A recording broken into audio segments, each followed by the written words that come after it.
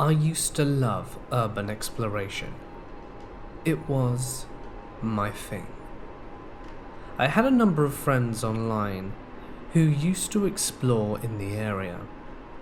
I was quite keen on finding new places to explore and found someone had posted a location not too far from where I lived that seemed like a gold mine.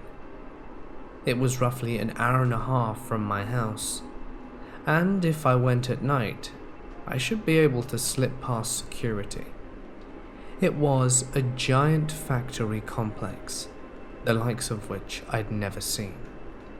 I'm quite surprised I hadn't heard about it until now. So that very weekend, I packed up my bag of gear and made my way in my car to this factory. I parked behind some bushes where I thought I wouldn't be seen and made my way through the clearing to get a better view of the factory. It was still illuminated on the outside, and security were patrolling it. There was a dirt track on the ground encompassing the whole monstrosity, making it quite clear that security was still doing their job. However, from what the post said, it was relatively lax. I found my way to some outside stairs. Why they never sealed them off, I will never know, and made my way up to the roof, which was apparently the best way to find entry. I made my way to the top, and took in the incredible scene. Now, one thing you need to know about me is that I love photography. I started taking picture after picture of the surrounding area, just for my own private collection, and began making my way downstairs with my flashlight. It really was an interesting place. Super dark, super creepy, and perfect for photography. I had to be careful though. The floors in some parts had completely caved in, and in other areas, people had put down boards in order to make it across certain parts of the factory. It was beautiful. There were bats swooshing above my head as I made my way through, and the droppings and carcasses that you'd expect to find were all there amongst the rubble and the trash. Graffiti was strewn around the place, but I was interested in heading for the bottom, the basement. That's where I knew I could capture some truly excellent pictures, and I wanted to see what this place was all about, so where better to head than there? I had just taken some pictures of some bats, which truthfully didn't come out all that well. As I was walking, staring at my phone, I didn't notice that there was a hole. It was shocking to say the least, as 1 minute I'm walking and the next I'm plunging down into the dark. I hit my leg and my back, and I'm pretty sure I passed out. When I woke up, I saw my flashlight was at the other end of wherever I was. I was deep. I tried crawling towards it, but I had to be very careful with my hands. The first thing I realized upon trying to do that was that there were shards of glass here. Whoever had been here before had decided it would be fun to throw glass bottles down here and leave them to smash. That was painful. I had to very slowly and incredibly carefully, on my hands and knees, make my way over to the flashlight in the pitch blackness surrounded by glass.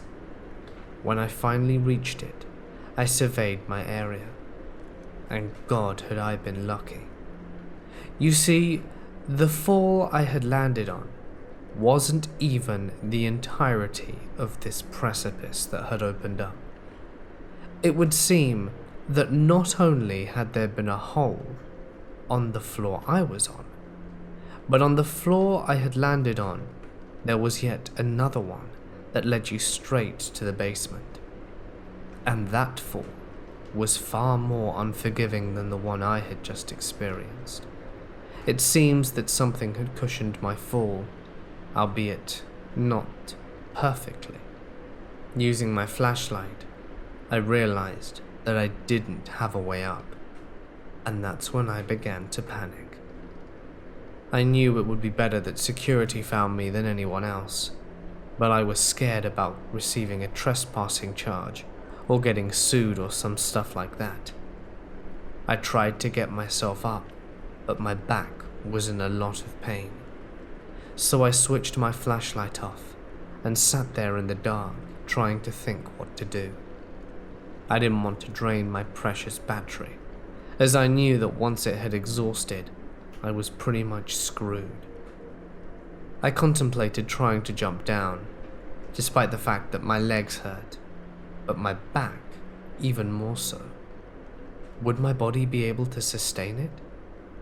Moreover, would I be able to find an exit from the basement?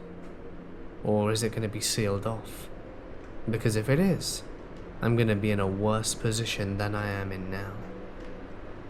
I looked around one more time, if there was any exit at all, but this was a hole. This was a fissure in the ground, and there was nothing I could do to escape it. But then I had one redeeming thought: my cell phone. I'm not sure why I didn't think of it sooner, but I pulled it out of my pocket and tried bashing in numbers. But alas, 911 wouldn't work, as there was no signal here. Just my luck. To add insult to injury, the phone screen had also shattered in the process. That wasn't that much of a pain, as I needed a new one anyway. So there in the dark I sat, alone and terrified. I was there for 24 hours. My phone screen left me that much information. I tried yelling out for help, but no one came. Nobody was around, and of course most people don't do urbex during the day of a site that's patrolled. So there I sat, in pain and in agony. It's in moments like these when you think, what if no one finds me? What if I'm left here for the rest of my life? I could just become a skeleton, and people will find my corpse years later. These are sombering and harrowing thoughts, but it's the truth. What if something like that does happen? I was very much afraid, and almost psyching myself up for the thought that I could very well die here. Fortunately for me, that didn't happen. Someone else had come urban exploring, and I started screaming very loudly when I heard footsteps. I didn't know they were urban exploring at the time, but when I heard footfalls in the distance, as this place was huge and echoey and sound travels far, did I start screaming for help. It was two guys. They looked quite muscular and well prepared. They found me within minutes, and went back to their truck to get a rope, which they so conveniently had. The guy came down with his buddy holding him. As I was sitting most of the time, I didn't realize that the drop wasn't actually all that bad. I don't think I'd have been able to get out by myself, but it was comforting to know that it wasn't too hard to make an escape, with some assistance. They helped me out and asked if I could drive, and after walking around for a bit did I realize that I think I'd be okay. I thanked them profusely, and one of the guys asked me for my number, which I gave to him without question. I got back in my car, and I drove home. It was Sunday night, and I had spent almost 24 hours, if not more, in that crappy facility. Since that day, I have never gone urban exploring again. Those fleeting moments in my life where I was sure I was going to die are the reason I stay away, and try and encourage other people to be more careful when doing it. Be wary, and if you're going to go, take equipment, take safety precautions, and take friends.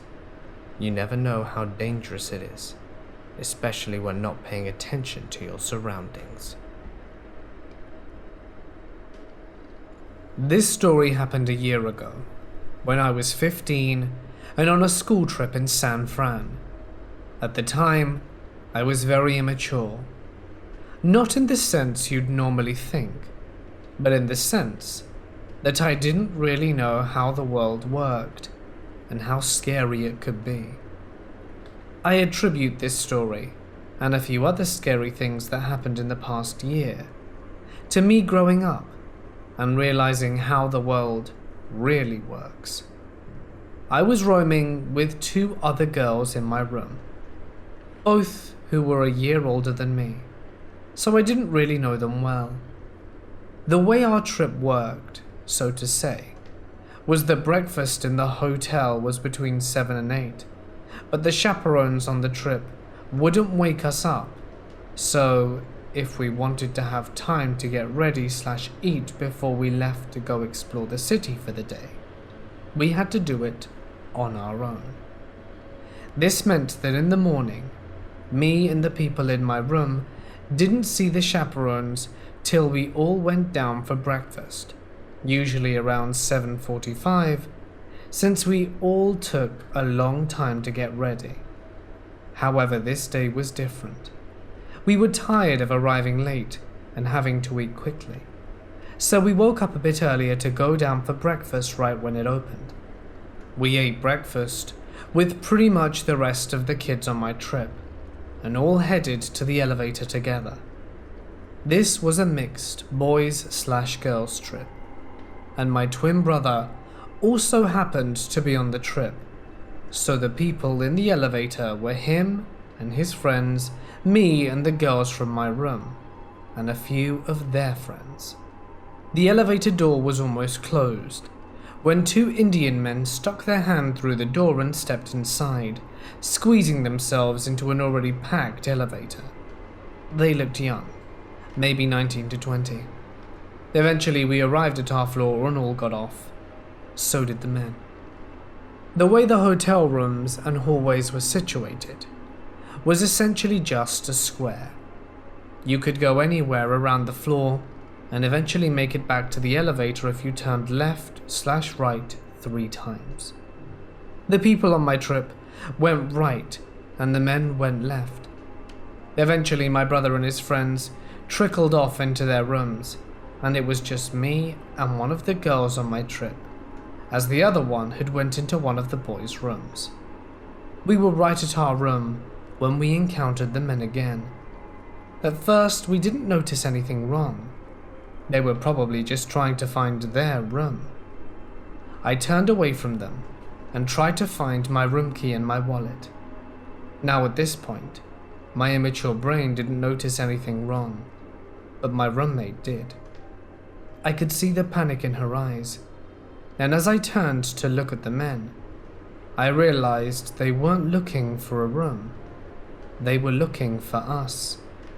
My heart began to race, and we panicked, each fumbling for our own room cards to get into our rooms as quickly as possible, but they were moving towards us too quickly. We were standing there pressed against our door, as these 2 men stepped closer to us and got within half a foot of our faces. Their English wasn't the best, so they slowly asked what we were doing. I couldn't speak. I didn't know what to do in this situation, so my roommate spoke up. She tried her best to not let them know that this was our room, but it was obvious at this point. She stuttered something about trying to get into her friend's room, but these men clearly weren't there to know what we were doing. I could tell they were there for something far more sinister.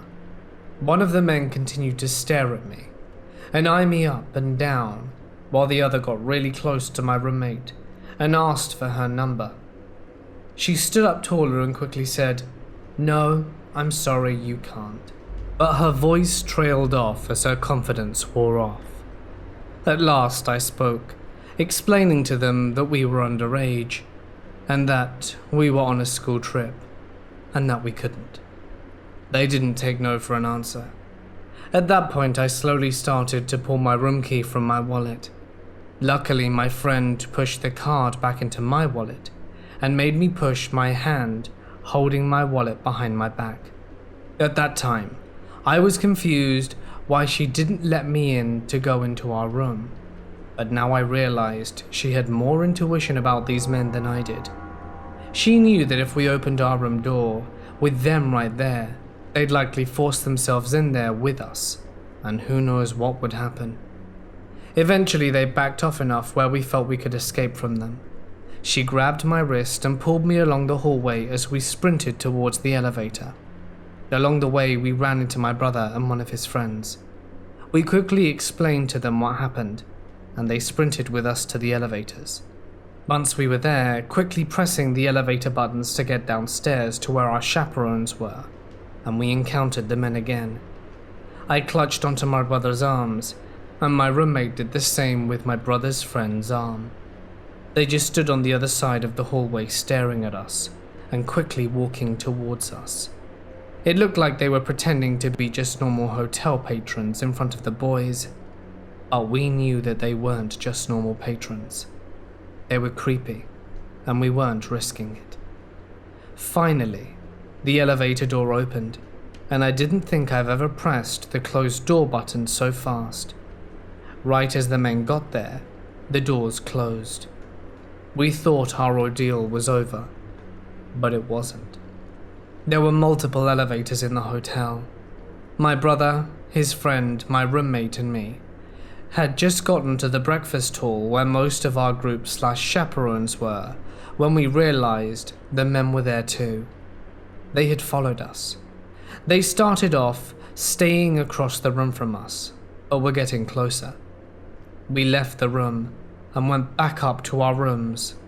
Once there, my roommate and I were panicking. They knew where our room was. They knew our floor. They could find us at any time, and we didn't know what they could do. Our panic was cut short when the phone rang in our room. At this hotel, you could call other people's rooms, and we thought it was one of the boys playing a joke. We were wrong. When we picked up the phone, it was just heavy breathing and quiet laughing. We hung up after about 20 seconds. I called my brother and his friends and asked them to meet us outside our room. They walked us to the elevators and back down the stairs. On the way, we told them about the phone call. My brother's friend took responsibility for it. My roommate believed him, but I didn't. I knew they wouldn't freak us out like that. They were just trying to calm us down.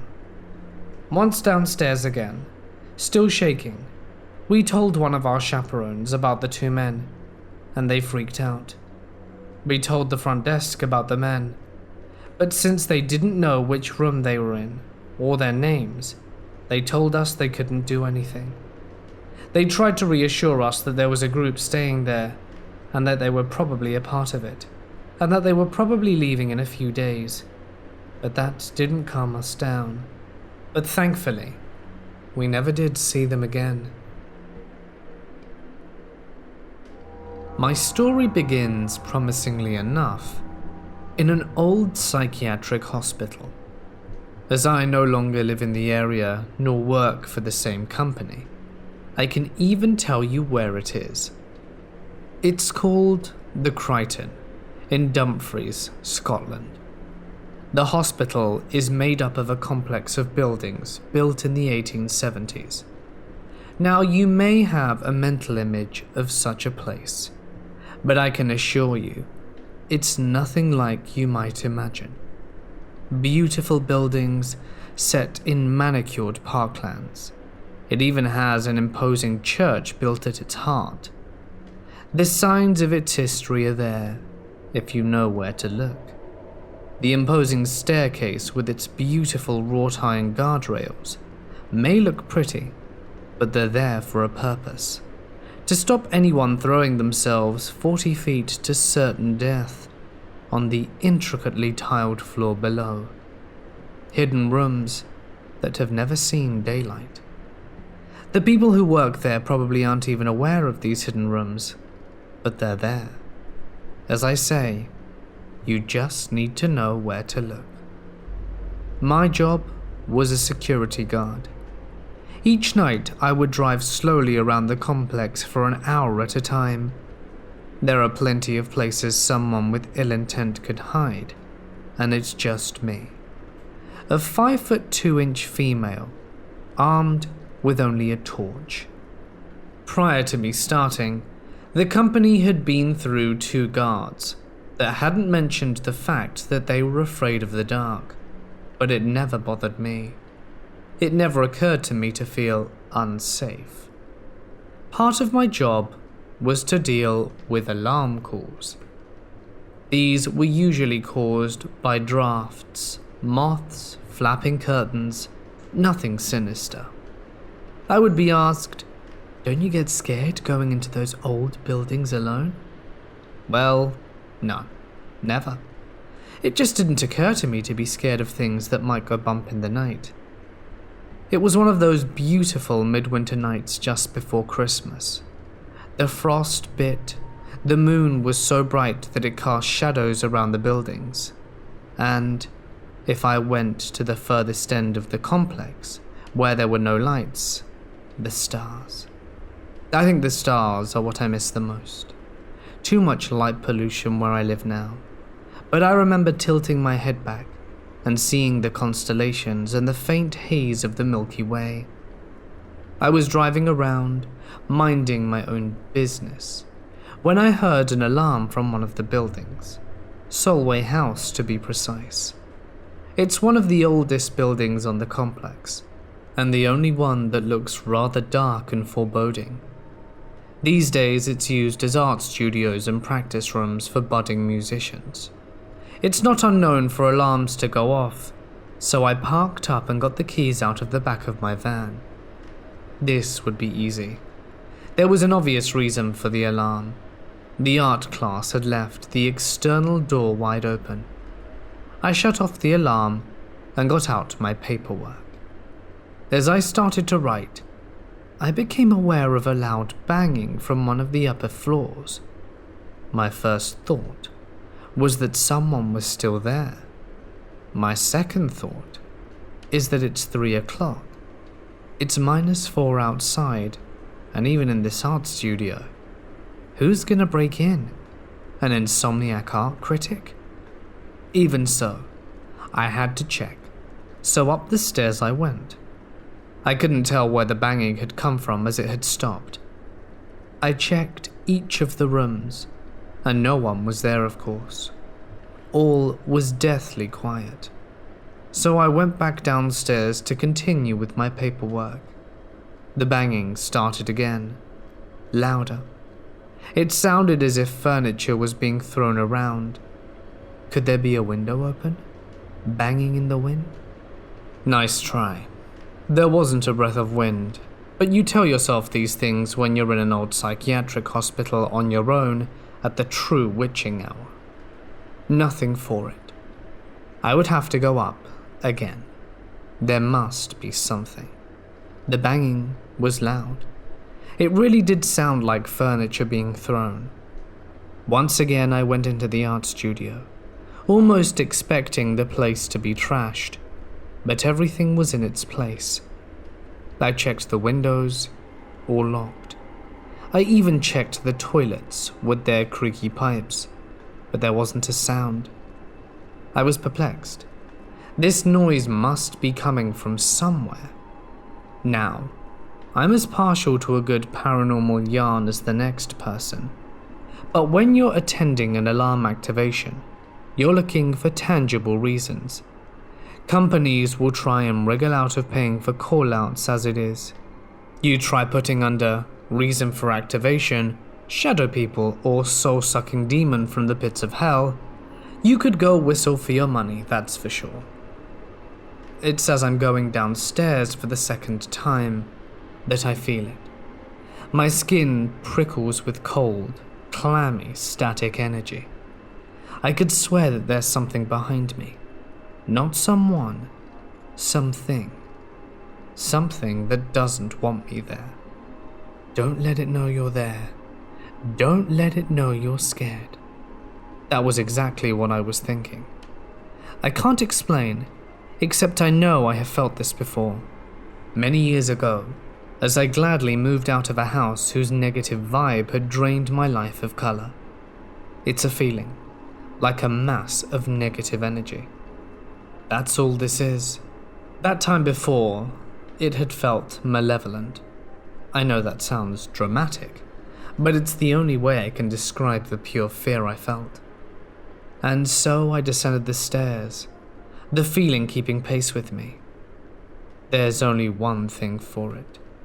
Saint Michael, the Archangel, defend us in battle. Be our defense against the wickedness and snares of the devil, I prayed. I'm not a Catholic, but when the chips are down and the prayers to Saint Michael the Archangel can be pretty effective.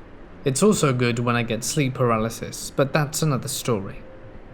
On the final turn of the stairs, the creeping feeling stopped, just like that. I'd like to say I ran out into the night like a big girly, but I had paperwork to finish. As I did, the banging started again. The sound of furniture crashing to the ground.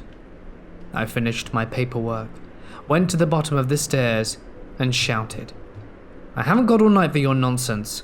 I'm going now, so you can knock yourself out." And that was it. I left. Later on, back in the office, I said to one of my colleagues, "Weird thing. I was at an alarm at Solway House." He stopped me. "Ghosts? Oh, aye. Solway House is haunted as. That's where they used to cremate the bodies where patients died." So there you have it. I will say one thing for the ghosts of Solway House. At least they have taste. At least they're haunting a rather beautiful, if foreboding, building. We also had a ghost in our office. Our uninspiring 1950s concrete box of an office. A ghost with no ambition. A ghost that was basically phoning it in. I prefer my ghosts with a bit of class. The sort that choose frost-bitten moonlit nights to make themselves known. I'm sure they will still be there, long after I'm gone. About a year ago, some friends and I set out to explore Edgewater Hospital in Chicago.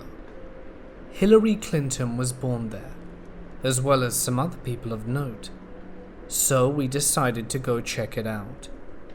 I wouldn't call us professionals, but we do have a bit of experience with Chicago's urban exploring scene. The only entrance in that we could see was a pipe that ran overhead from an opposite building into the complex of the abandoned hospital. We shimmied across the pipe and climbed in. It was at this point I lost my hat to barbed wire.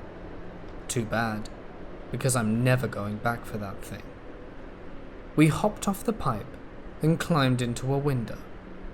My friend's arm got a small cut from the glass, so we sat down inside the room to fix it up, as we always carry first aid kits as well as structure kits. I'm a pre-med. Once we are done tending to said friend, we stand and don our masks.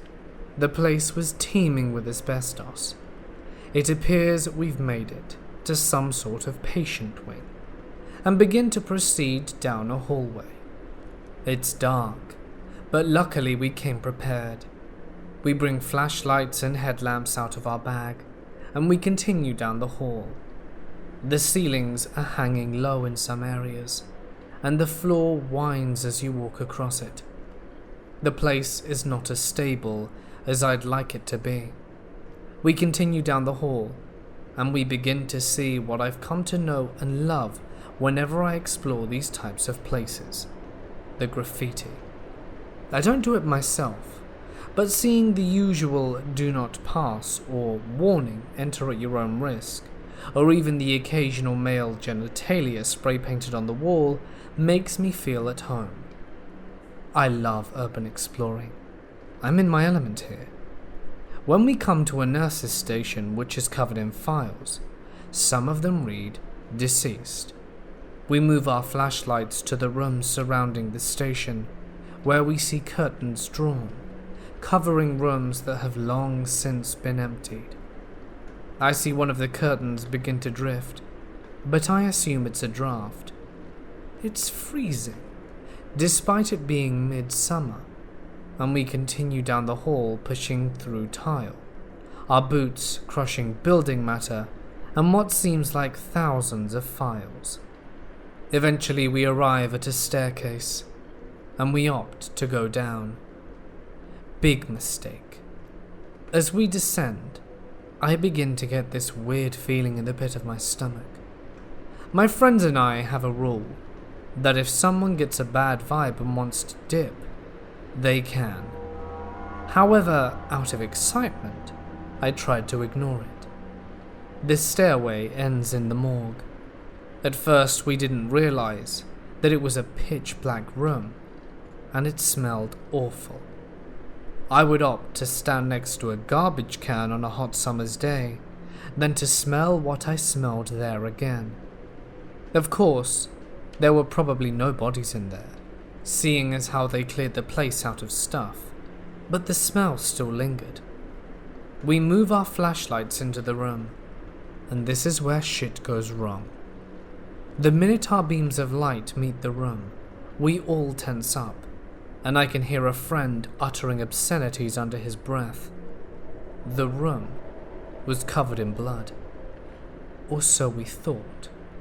We later found out it was rust, but hey, it's a morgue, it's dark, adrenaline running. The opposite wall is lined with rust-covered cabinets, and the side walls have large tubs. We poke around for a bit.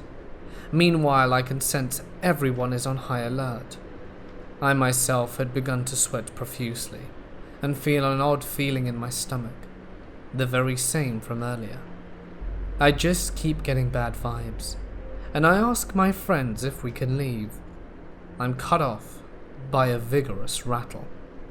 Our beams of light all turn to one side of the morgue, where a large tub with an overhanging faucet is. I swear to this day that I've never been more terrified in my life. The faucet had began to rattle profusely. My friends and I book it back up the stairs to where we started. Apparently this caused a lot of noise as on-site security caught up to us and told us to get out of there or that he'd call the police. On our way out, the dude seems to relax and we start asking him questions about the place. Apparently, all of those files from earlier are a point of controversy. We all file out, and he tells us the usual "don't come back or else" bullshit. Except, at the end, he makes a point of telling us that a kid died on the roof tagging a transformer. That had subsequently exploded. Whether or not this is a lie, I don't know. I just know I get bad vibes from Edgewater Hospital. This happened 3 years ago. Back when I was in 9th grade, 14 years old at the time, me and several classmates were on a school trip to a nearby city, which was a 5-hour trip from home. We were accompanied by 2 teachers from our school, and we were going to stay there for 3 nights, specifically in a hotel. Our purpose for going there was to attend a regional invention contest and exhibition, which was only held once every 2 years. Our hotel wasn't a very big one. It only had 2 floors. Right next to the hotel was a 7-Eleven, which is a convenience store, and a short walk from there is the school where the exhibition is held. As the total kids that we were restless in that city, especially the 7-Eleven, which we didn't have back in our small town. We would often hang out there on our free time, and the fact that it was open 24 hours meant we could go whenever we wanted. One night, me and 2 close friends of mine and 4 other classmates decided to have a midnight snack at that very same 7-Eleven. It was around 10 p.m., and most of the stores in the city had already closed. There were very few people walking around, and we were probably the only kids walking around at that time. Our teachers warned us about going out late at night, but I guess we were too stubborn to listen. The 7-Eleven was empty, aside from one small man, probably in his 20s, who was manning the cash register. We each brought a small snack for ourselves and had a chat with each other for a few minutes. The street outside was still empty, and so was the store.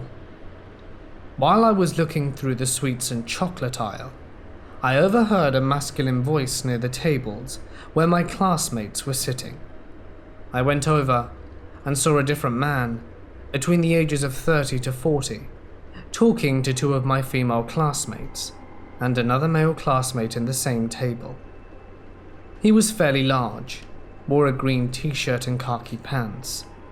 He also had a tattoo on his right arm, but unfortunately, I couldn't remember what the tattoo looked like. He introduced himself as Bob Leo, I'm pretty sure that was made up, and told my classmates that he was a musician, and tried to sing a few lyrics from the Bob Marley song, No Woman, No Cry, which was clearly off tune. I stood behind one aisle, occasionally glancing over and quietly listening to their conversation. My classmates tried to talk back, but the sound of their voice hinted that they were feeling uncomfortable. Meanwhile, my male classmates stood close by. Some of them tried to talk to Bob Leo in order to give my classmates time to slip past him. By then, I was already holding my phone, getting ready to call our teachers, but then Bob Leo called out to me and my friends, asking us to take as many soft serve ice creams as we wanted from the store, as we were getting treated by his friends, pointing outside to the two other men sitting outside the store staring at us. We slowly went over to the cashier, and he handed us 3 ice creams. As he handed me the last ice cream, he whispered to me, telling me to leave immediately, along with my classmates, as he would try and distract them. I gave the ice creams to my other classmates, and I looked over and saw one of my friends talking to the men outside. Apparently, he was the closest to the exit, and when he tried to leave, he was stopped by the 2 men. I couldn't hear what they were talking about at the time, and I told my other classmates what the cashier had told me, and he told the rest. While Bob was still talking, one of my male classmates went over to the female one and invited her to leave, acting like her boyfriend. Another did the same to my other female classmate. I opened my phone and acted like I'd received a text message from our teacher, telling us to return to our hotel room. Bob tried to stall us, this time more assertive, but we were already on our way out. As I walked out, I grabbed my friend by the shoulder and told him we were leaving. The 2 men also tried stopping us, grabbing my friend by the hand, but he slid past. They said that they were teachers of the school that we were attending the exhibition at, but when I asked about the event, they couldn't answer. As we were walking down the path, one of them yelled something in their native tongue, which translates to in English, "Damn, we almost got them." We left in a hurry, with my female classmates shaking.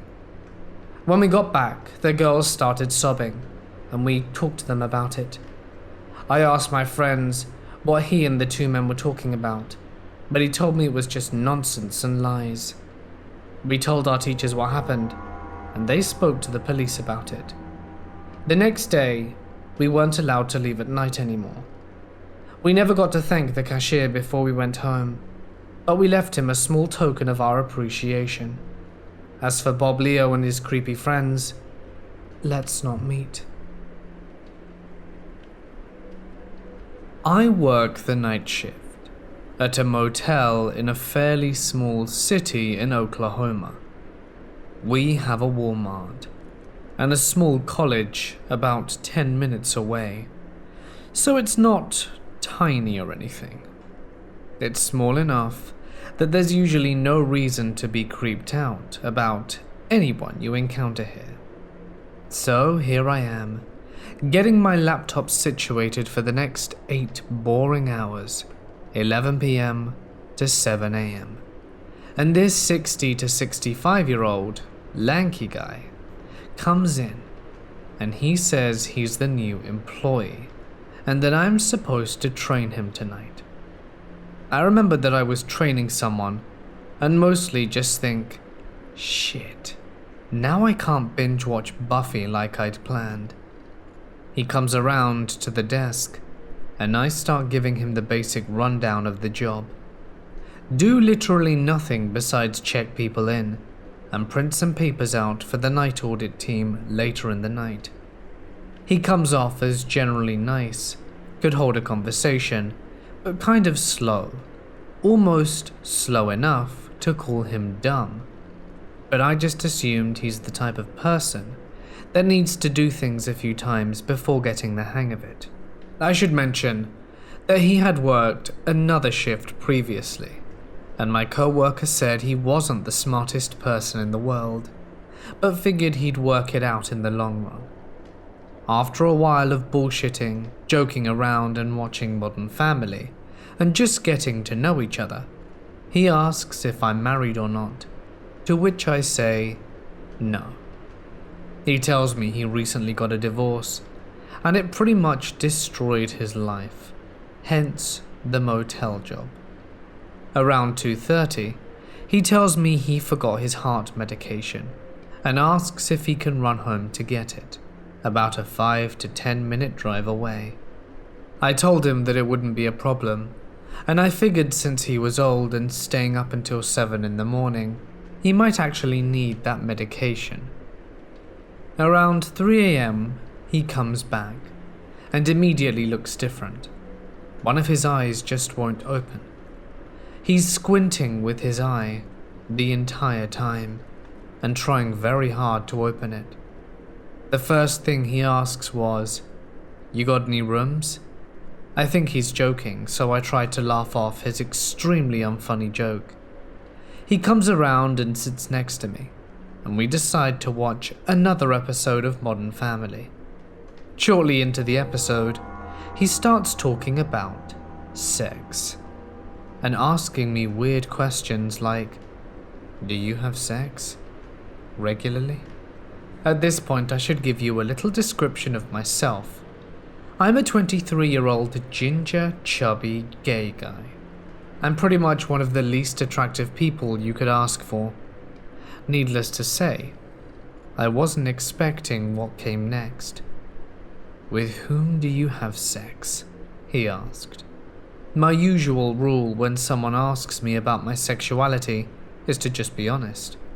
But it being Hicktown and all, and trying to be discreet, I say, with friends. He then asked if I were gay, but I said no. He kept going on about sex, and then tells me he likes guys. To which I reply, and still with no red flags popping up in my head, "Oh, hey, me too."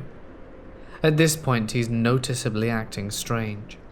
Textbook drunk behavior, like slouching, and just freezing in that position for an extended period of time, losing focus, and looking like he just needs to take a nap. Again, no red flags pop up because I think he's just having some sort of reaction to his medicine. I ask him if he's okay, and he says that he's not feeling well, and that he is indeed having a strange reaction to the medicine. I ask him if I should ask my managers to come pick him up, but he refuses. That's when I realize this shit's not right. But still, I want to just get through the shift, and we can get help in the morning. A few minutes later, I look over and he makes eye contact with me, and gives me a little nod as if to say, "Come here." I look back at my computer, and when I turn my head, he's just a little closer and reaches his hand out and then literally asks, "You wanna?" I'm just like, "No, sorry, I can't do that at work." He shuts up for a second and then asks, "Why don't you?" I perk up. "What?" "You could flash me your ass or something." I'm still not fully recognizing here that this needs to stop, and I just flat out tell him, "No, you're clearly screwed on something. Let's just make it through the night, and we'll figure this out in the morning." He responds by rolling his chair over, then touches my friggin' thigh. I pull away with a little laugh and say something like, "Look man, I don't want to call the manager, but I will. Stop." He looks a little shaken up and rolls back over, and about a minute later he does it again. Only this time, it was like he was trying to be sneaky about it. I stand up and tell him that I have to pee.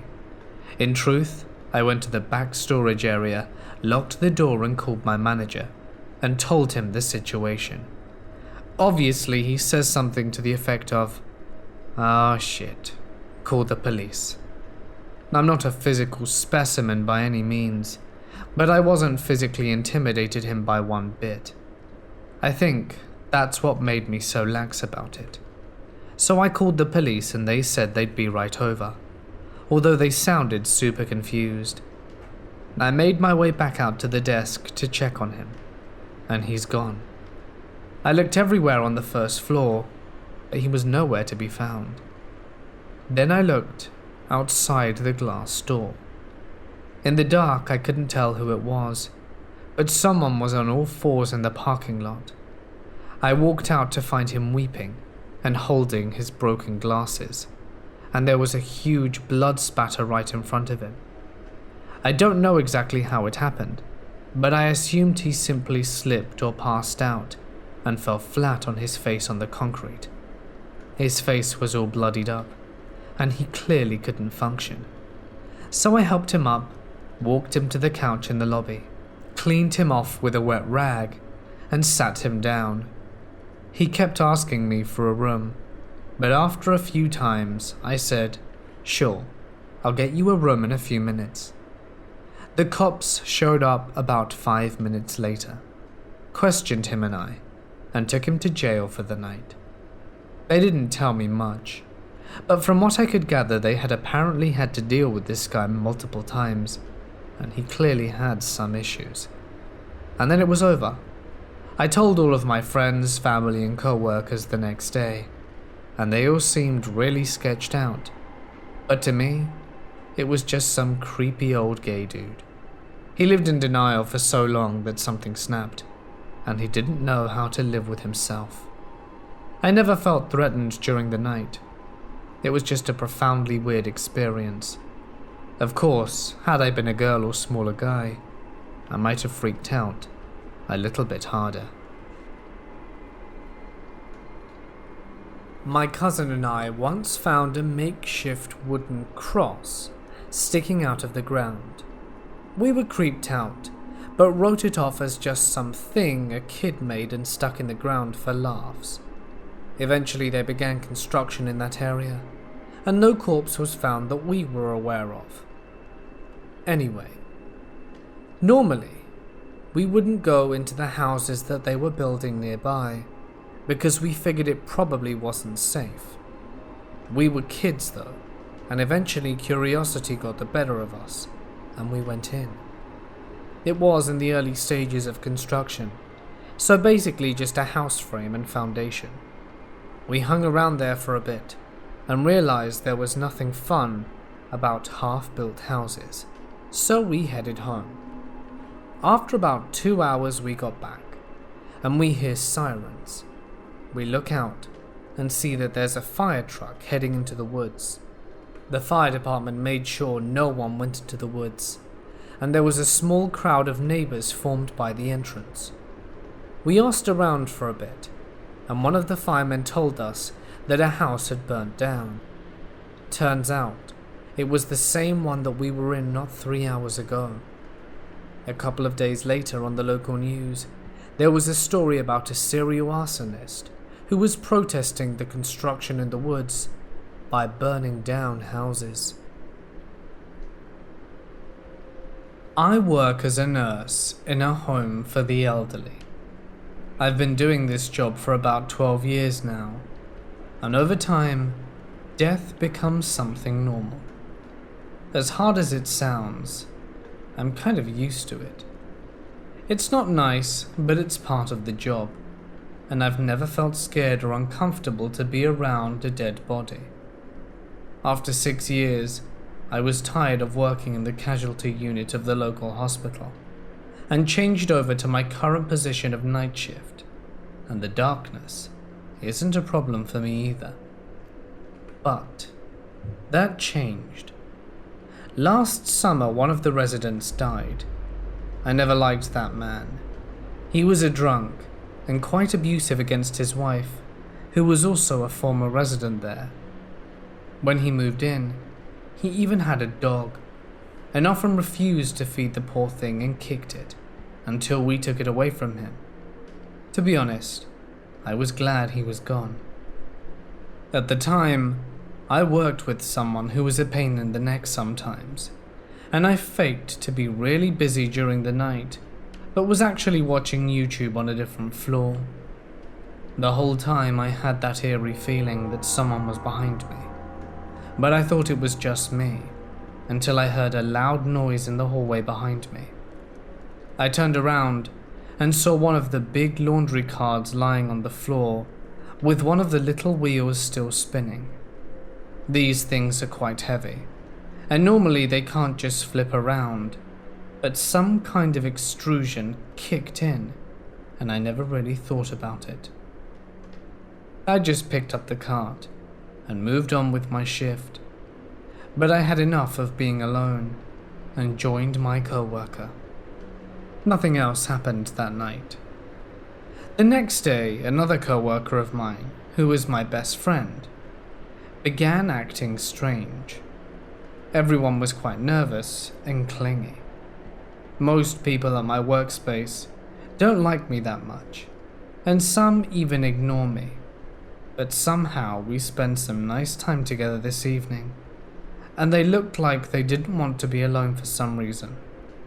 Eventually we managed to get the evening shift out of the house, and my friend Maria and I prepared some nice coffee and a good talk. It began slowly, with some quiet noises, like someone was knocking on a wall or door. At first we ignored it because it soon became so frequent, we had to investigate the noise. We walked around the whole building, but it seemed like the noise was switching around. We heard it in a room on the first floor, but while we approached it, it suddenly seemed to be on the second floor and so on. At this stage, we joked about rats in the walls, trying to calm us down, but we both knew this wasn't a normal night. While on our little hiking tour, one of the residents approached us, complaining about the little man in his room. This was a common thing in a home. We have a lot of people with dementia, and they wander around sometimes, but we both knew the usual suspects were sleeping. As you can guess, the room was empty. The man had a nightmare, and that's it. But over the next hours, people called us because of a little man in their rooms. We got really scared. We even grabbed a kitchen knife and carried it around for safety. And at 1 a.m. the noise changed. We heard footsteps quite clearly, and Marie freaked out a bit. Even now I refused to accept something paranormal was going on, and approached the noise, but I think this made it even worse. The steps became louder and more pronounced, until they stopped, only to start somewhere else. It sounded violent in some way, like someone rushes at you in anger. We heard more and more noises, loud banging, steps, and even doors opening. We even found doors open we definitely closed, and lights turned on, that were off when we left the room. We were pretty close to call the police a few times, but who would believe a story like this? Somehow we got our shift done, and we told everything we experienced during the night shift to the morning shift. Strangely, no one laughed at us. It turned out they had experienced the same thing the day before. Marie and I drove home, and after a nap, she called our boss. At the time Marie called, the entire morning shift refused to work. They'd heard the noise too, and most horrified, they washed one of the residents shortly after, and found a foot-shaped mark on her chest, like someone had stepped on it with force. Marie and our boss then called a mental healer, who works at the hospital unpaid once a week.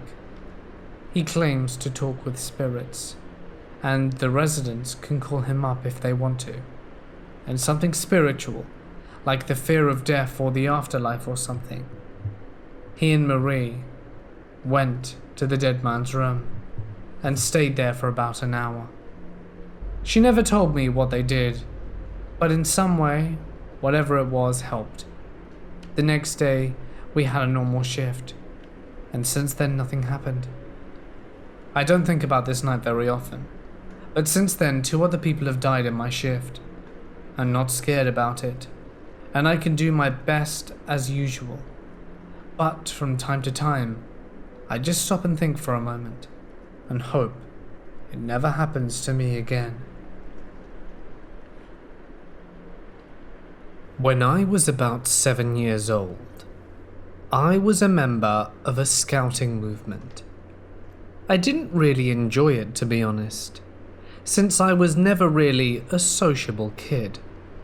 But my parents figured that if I tried it for a while, I might make some friends and have some fun. I don't exactly remember everything of what I did there, but I have a vague memory of myself playing with friends on Sunday afternoons. One memory has stayed vivid throughout the years though. As usual, it was a Sunday afternoon. It was a snowy mid-December day, and I and the rest of the kids were playing a game of tag with our supervisors outside the building. Let me situate the area a bit. The building was at the end of a road that led to a village. The building itself was surrounded by potato fields, and there was a small but lush forest on top of a hill behind the building. Like I said, it was cold, and everything was covered in a thick layer of snow. You also couldn't see more than about 100 feet ahead of you, because there was a fog that accompanied the snowfall. I honestly don't understand why they didn't keep us inside and let us play there. So the game of tag started, and a group of friends and I ran towards the back of the building. Most of the kids were in the front of the building, and there was a higher chance of getting tagged there. So we figured we'd go to the back to increase our survival chances, even when the supervisors didn't allow us to go there. The group consisted of 3 other kids, the ones I had most contact with. When we all arrived at the back of the building, we quietly stood behind the wall so that supervisor nor kid alike could know that we were there. I recall closing my eyes and faintly hearing the kids screaming in the background. The building was pretty long, so I figured we must have been around 82 feet away from the rest. While one of my friends was checking to see if no one was coming our way, I was talking to the other 2 of the group. However, we weren't talking for long, as quickly after that, we heard the sound of a branch snapping coming from the small woods in front of us. Between us and the woods was about 32 feet of grassland covered in snow, and we were still little kids, so we were expecting some wild animal to run towards us. But one of the kids brushed it off and told us to focus on the game. When I looked back at the tree line about 10 seconds later, there was a man next to one of the thin birch trees with his left hand placed on the tree. I remember that the man was wearing a black coat and a pair of jeans. He was bald, and it was hard to make out his facial features. At first I screamed, and the other kids asked me what was wrong. I pointed my finger at the man that was standing next to the tree. They all screamed too, but our screams must not have been loud, because no supervisor came rushing towards us. The man kept standing at the tree, not moving an inch. One of the kids stated that we should hurry back to the rest of the group as fast as possible. My heart was racing, and I could barely move. Just like in one of those dreams in which you want to run away from something, but you can't. As I kept staring at the man, it looked as if skin had grown over his eyes, and his mouth looked wider than what is considered normal. Then out of bloody nowhere, the man slowly starts walking towards us. I remember that I somehow had the courage to scream at it. It didn't say anything back. We certainly didn't want to wait for the man to reach us either, so we ran to the front of the building where the rest of the group was. Once we reached the rest of the kids, one of the kids in the group ran inside to the senior supervisor. I turned around to look at it again, but when I did, the man was gone. All I saw was the tree line and our footsteps in the snow. Sometime later, 3 supervisors, including the senior supervisor, went to look behind the building. They came back saying they didn't see anything, and that it was all right. We got a warning because we cheated, and they told our parents about the incident. Ever since, I think about it once in a while, and I wonder who or what it was, and what would have happened if I'd have stayed there frozen in fear in the snow behind the building. After the incident, I think it's no surprise that I quit the Scout movement.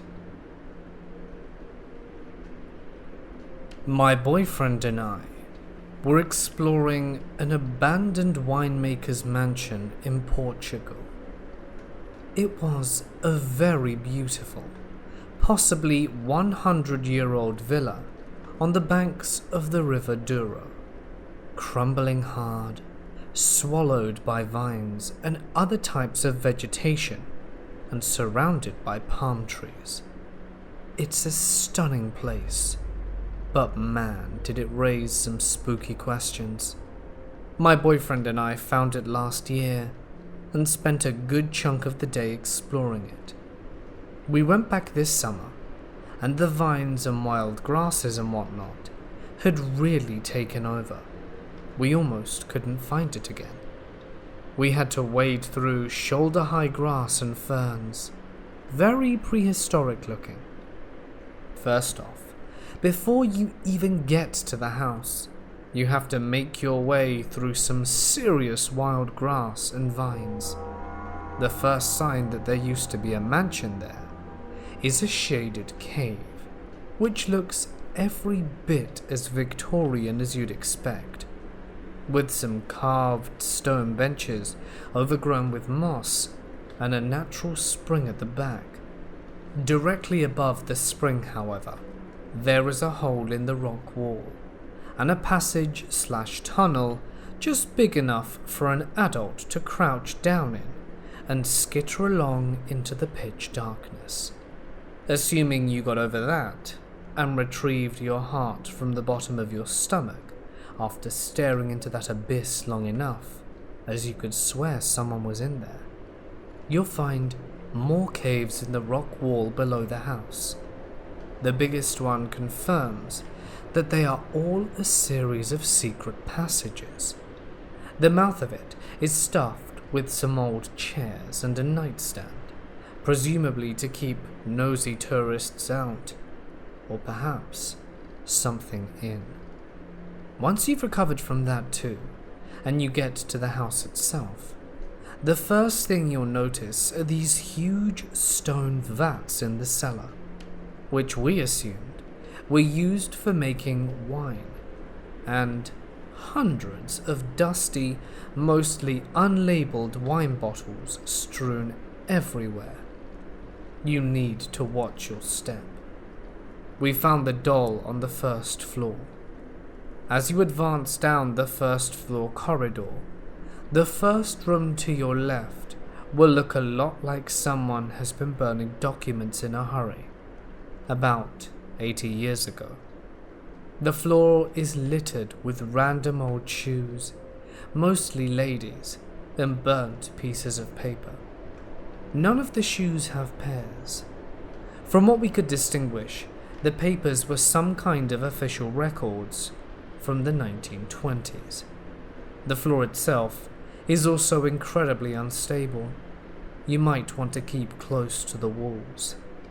As you keep going down the corridor, you'll find more cobweb shoes at random, and cases upon cases of empty wine bottles. Both the shoes and bottles look to be circa 1930s to 40s. Finally, the demon baby doll. In the doorway to what looks like a used-to-be living room, you'll find an old, naked baby doll, possibly missing an eye. It'll be sitting on the doorstep in an ungodly contorted position, cobwebbed all over. My boyfriend and I decided to give it one last act of kindness and put it in this huge wooden trunk we found in the corner of that room. She seemed happier there. This summer, however, we found the baby doll on a table in the middle of the same room, wrapped in a string of rosary beads. Yeah. Apart from rotting floors and spooky-looking curtains, there isn't much else on the first floor. However, if you manage to somehow make your way to the crumbling attic, you'll find a truly delicious surprise. And by delicious, I mean creepy and puzzling as hell. While hanging around the mansion, we ran into an old man who apparently lived right next door.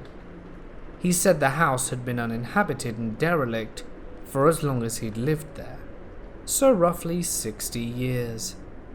And you would definitely believe that, save for the attic. Even though the rest of the house looked like it had been hastily evacuated sometime in the first half of the 20th century, the attic had been inhabited as recently as the 90s to early 2000s. We found a child's room with modern-looking furniture, painted red and green, and school manuals from the time period, as well as collectible stickers, the likes that you would get in chewing gum in the 90s, some coloured photographs, and in the middle of the attic, a room with the floor caved in, under a huge pile of rotting leather and fabric and God knows what. The attic, to me at least, raised the most questions. Did a family move in? If so, how did the neighbour not see them? Why would they only occupy the attic? What about the rest of the house? We had to get out of there ASAP, however, as the whole structure was really unstable, and we could have dropped through the floors at any time. We're both quite light, but we still would have to have walked close to the walls and only rest our entire weight on support beams and doorways. About 2 years ago, when I had first moved to the front desk after working in laundry, a rather strange man moved into our hotel. His name was Simon. He had recently gone through a divorce and had nowhere to live. He was one of those guests, you know the kind, that has to talk to you about everything and tells you their life story at the drop of a hat. Now, during my second shift working alone, he checked in. Or should I say he wanted to move in his stuff, but not himself, for a discounted rate. He already had worked out a really cheap rate with the director of sales, and Simon still wanted a discounted rate on top of that for putting his stuff in the room. He's still using the room, so it still counts as rented, but guests don't see it that way.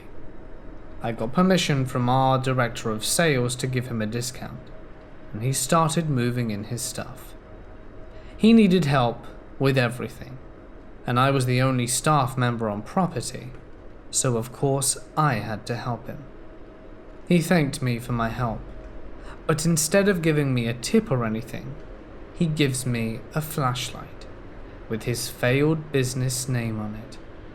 Great, thank you so much, Simon. Now back then I used to only work first shift, so I'd always see Simon downstairs for breakfast. He told me all about himself, including about his heart. There was something wrong with it. One day the second shift even had to call an ambulance for him. He had a heart attack. He came back and seemed fine. I kept seeing him drinking and smoking and such. I warned him gently that he shouldn't be doing that. He seemed to think it would be fine though. I frowned and hoped he'd be okay. He told me they had messed up the surgery on his heart, and the next day he'd be going back to the hospital for surgery again. He told me about how he was suing the hospital, and I wished him luck, and he went back to his room. The next morning I didn't see Simon come down for breakfast. I didn't think much of it at the time, but then someone came in asking for him. The really strange thing was that there was another man at the hotel at the time with the exact same name. He was in the room right across the hall from the other Simon, so I called him first and told him his friend was looking for him. He had no idea what I was talking about, so I called the other Simon, but there was no answer. Simon's friend told me he hadn't been able to get a hold of him since yesterday afternoon, and he needed to get to the hospital for his surgery. He wanted a key to his room. I couldn't give him one, since his name wasn't on the reservation. I told him to wait in the lobby while I went to check on him. I felt very nervous all of a sudden. I went up to his room and started knocking and calling his name. To no answer.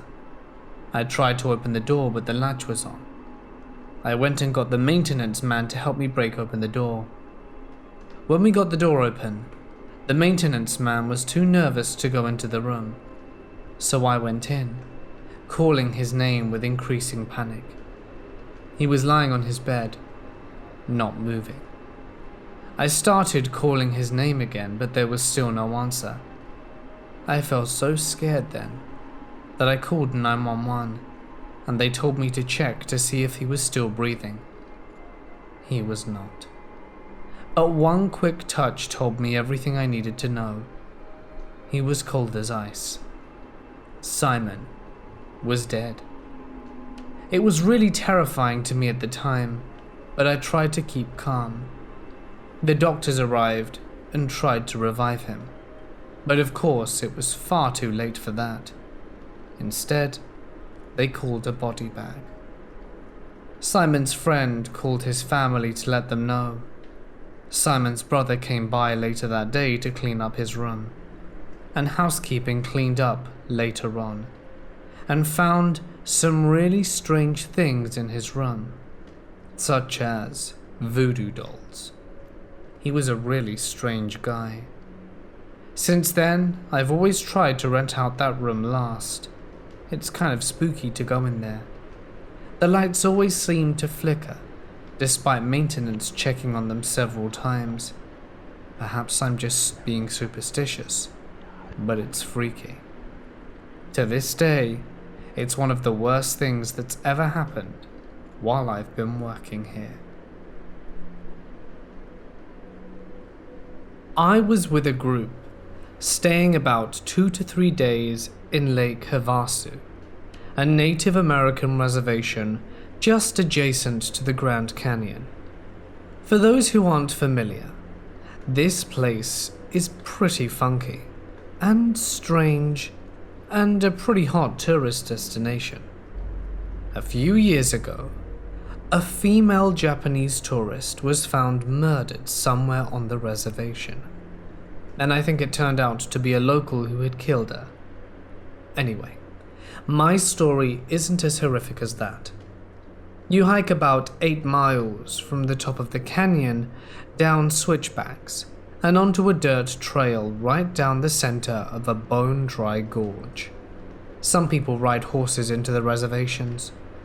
There's literally no sign of civilization anywhere, until you round a corner and there's clearly a relatively large town, with houses and some minimal electricity, a police station and even a convenience store. Emaciated horses could be seen in many of the backyards, and you got that uneasy feeling every time the locals looked at you.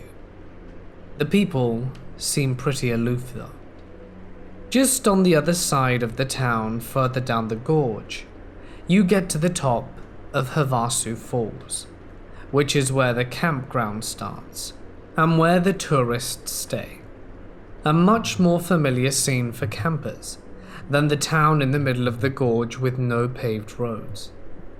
The falls are beautiful, with water stained blue from natural limestone and minerals in the nearby rock. The blue water runs through all the campsites, and people play in it under the falls. My group settled in for the evening. We were young kids with 2 adult chaperones. We were pretty naive, and thinking back, I imagine the chaperones were probably severely traumatized, being responsible for the well-being of the group. We fixed dinner, and sat around eating some backcountry brownies, and chatting, enjoying the scenery. Eventually it got dark, and we started telling ghost stories about scary things, like people who want to wash your windows, because it sounded like Dracula or something. I don't know, I was a kid.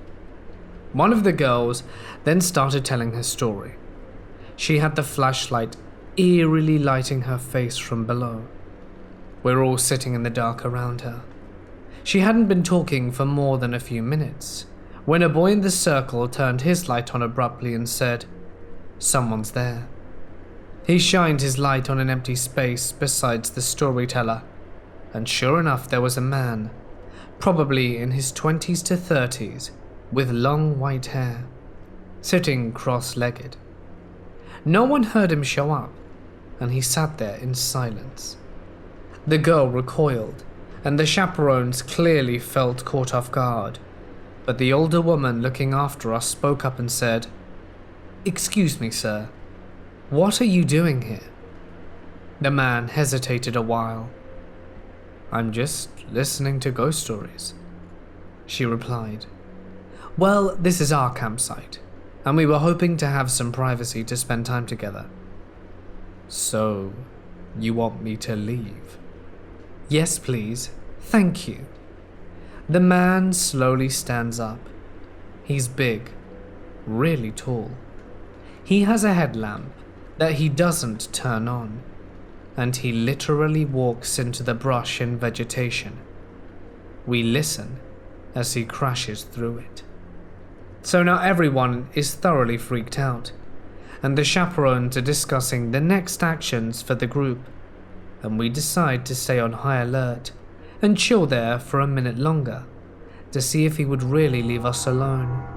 Maybe it was just a misunderstanding.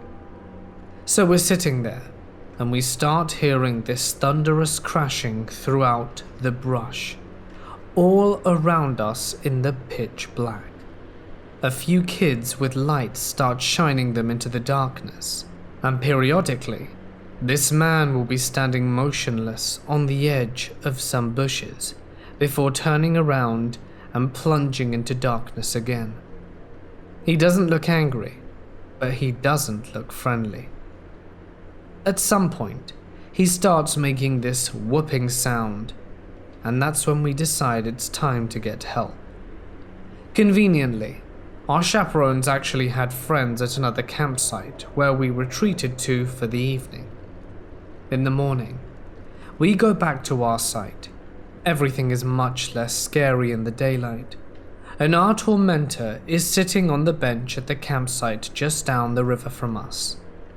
He's got a camelback on, and he appears mostly to be looking down. Occasionally he looks up as we toast bagels in pans and boil water for oatmeal. We are instructed to ignore him as best we can. After all, we have a fun day under the falls to look forward to. As we get our swimming gear set up, we stand up, and so does the man. Our female chaperone was the only one left at this point, because someone had gotten bit by something in the rush to get to the next campsite the prior night. As we walk, our chaperone tells us to walk faster and faster, to where we're almost running. As we come up to some other campsites with more people, she decides that this is the moment for confrontation.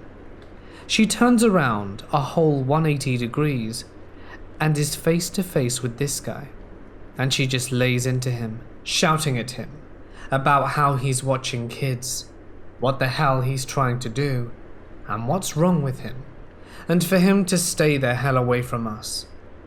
This man is still staring down, clearly kind of shocked, but now other people are getting involved, and he's not being violent with her. She tells us to head up to the waterfalls and wait for her. She was only about 10 to 15 minutes behind us. The man showed up 45 minutes later, frolicking in the water with a big old smile on his face, on his camelback. He looked like a kid in a weird way. I almost didn't recognize him. He paid us no attention. When we asked our leader what had happened, she said they took the man, who we now know as Lee, back to his campsite where his dad was. Apparently they were on some father-son trip, but he knew that something weird had happened to his son at Lake Havasu with his old girlfriend. For some reason, Lee confused our chaperone with his ex-girlfriend and thought she was doing God only knows what, but clearly something he disapproved of. There was more to this story about the girlfriend running off with Lee's best friend.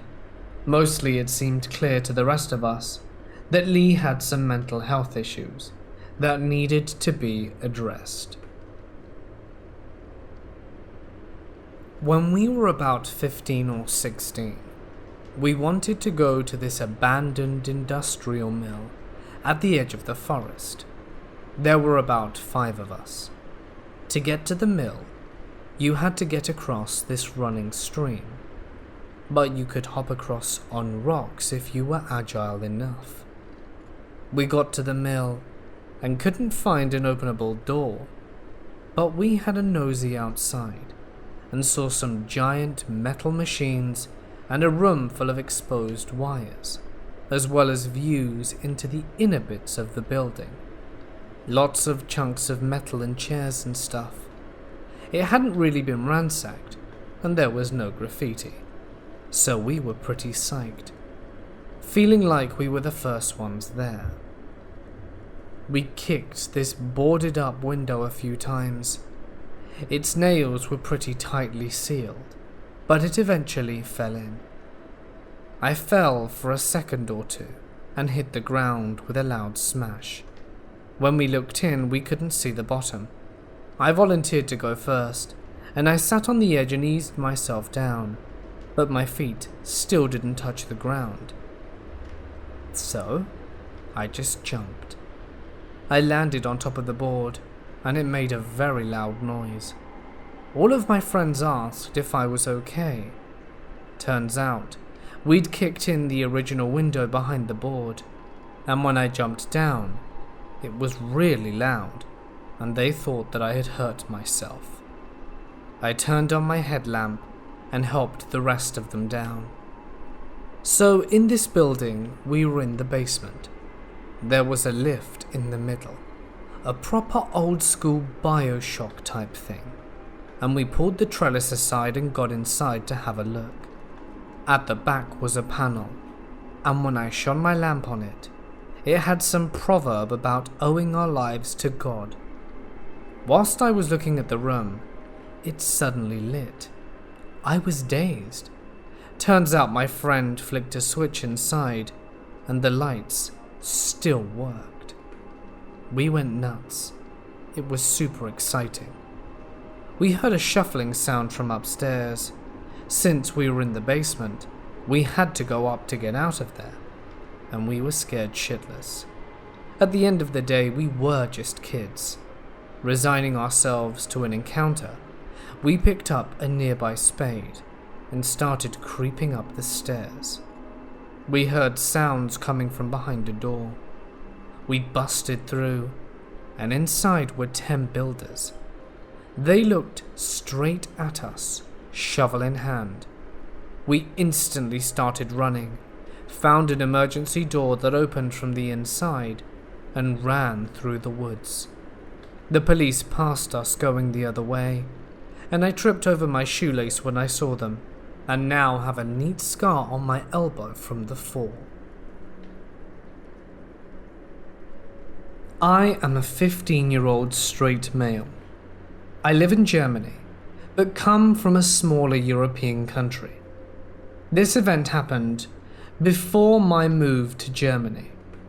In my country, we have field trips, usually at the end of 8th grade, that last a week or so. Now, I've had my fair share of stalker encounters, but nothing like this. It was September 2014. I went to a field trip on an island with my class. I was 14 at the time, and there was this girl, Jane. Jane used to be a normal girl up until that point. She was always kind of shy and really kept to herself, but everyone liked her. She was never bullied or anything, just a regular shy girl. We used to chat on Facebook a little bit, but nothing serious. I never really harbored any feelings towards her, neither in her favor nor against her. So back to the field trip. I've smoked a couple of cigarettes with my mates in our hotel room, and then we went outside. The teacher wanted to show us some plants that were specific for the area. Now, I noticed that Jane was talking to me more and more often than before, and that she'd been walking very near me. But I thought that was merely a coincidence. I didn't make a fuss about it. But as time went by, the things had started to get worse. She started touching me, hugging me, and following me. On the 3rd day, we went on a cruise to a nearby island, and during the cruise, she was sitting next to me. She had a camera and was taking pictures of me. I have had zero sense of restraint at that point, since I was young and didn't think much about it. I noticed that she was taking a suspicious amount of pictures of mostly me, and I told her to calm down. Then, she spoke to me for about an hour, but didn't say anything of interest. She was mimicking the Irish and British accents to me, and basically blabbering stuff for approximately an hour. I was just smiling and replying with, "That's nice." During the following days, she had began hugging me, and began making me feel even more uncomfortable. So one day, I came to her and told her that we needed to talk in private. We went to the woods, and I asked her if she liked me. She denied it, and kept saying that there had been a misunderstanding, but I knew that there was something off about her. Then she told me her life story. She said that her mother is a schizophrenic, and that she's severely depressed about it. I felt sorry for her, but I still told her that the touching was inappropriate. During my conversation, my friends wondered where I was and organized a search party. They found us and we got going, but she, for whatever reason, decided to stick around. There was one occasion where she came into our hotel room asking for water, as if there wasn't any in her own. However, when she got the requested water, she refused to leave the room. We got rid of her by telling her that we were going out to have some fun. The next day, things escalated. She would follow me around and hug me again. The peak of her abnormal behavior happened in the evening. I took a walk with a friend of mine and turned around briefly to see her behind us. She was following us. I kid you not, I've never felt this kind of dread in my entire life. My friend commented that we should go inside and let the police know I had a stalker as a joke. But anyway, she couldn't find us and gave up.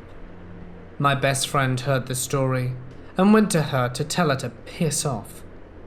I wasn't very happy with him because I didn't expect him to be rude to her, regardless of her actions. I'm usually not meek, but I thought that was horrible. Now I see that no matter how cruel it was the right thing to do. I went to her room and apologized for my friend's actions. She was in her bed sobbing uncontrollably. I calmed her down and went outside. A female friend of mine, Sarah, had invited me to come into her room so that we could discuss something. I made my way to her room and saw 2 other girls there. We sat on the chairs in the balcony, and she had told me that Jane is very depressed and had done some self-harming in the past. Amidst our conversation, I winced. I looked up and saw Jane about 50 meters away, just sitting on a rock listening to music, staring at me. She had a solemn look in her eyes. I suddenly felt dismay and told my friends that we have a spectator. They winced too, and we decided to pry on her a little bit before backing into the bedroom. Just stay away from her, was the last thing Sarah told me before I left. To my luck, it was the last day of our field trip, and I finally got some rest. The weird encounters with her became less and less because she was often absent from school. Later I found out that she had overdosed on sleeping pills a couple of times, but survived all of them. There was even a rumor that she had ended up in a psychiatric institution, but I have no proof of that, so I'm not entirely sure if it's right. Anyway, the point of this story is you can be rude to someone to prevent something like this happening to you. It may seem cruel or might even hurt the other person, but in the end it's your life, and you have to stand up for yourself and make sure that you are happy. When I was little, my stepdad used to work the night shift at a gas station on the outskirts of Reno, Nevada.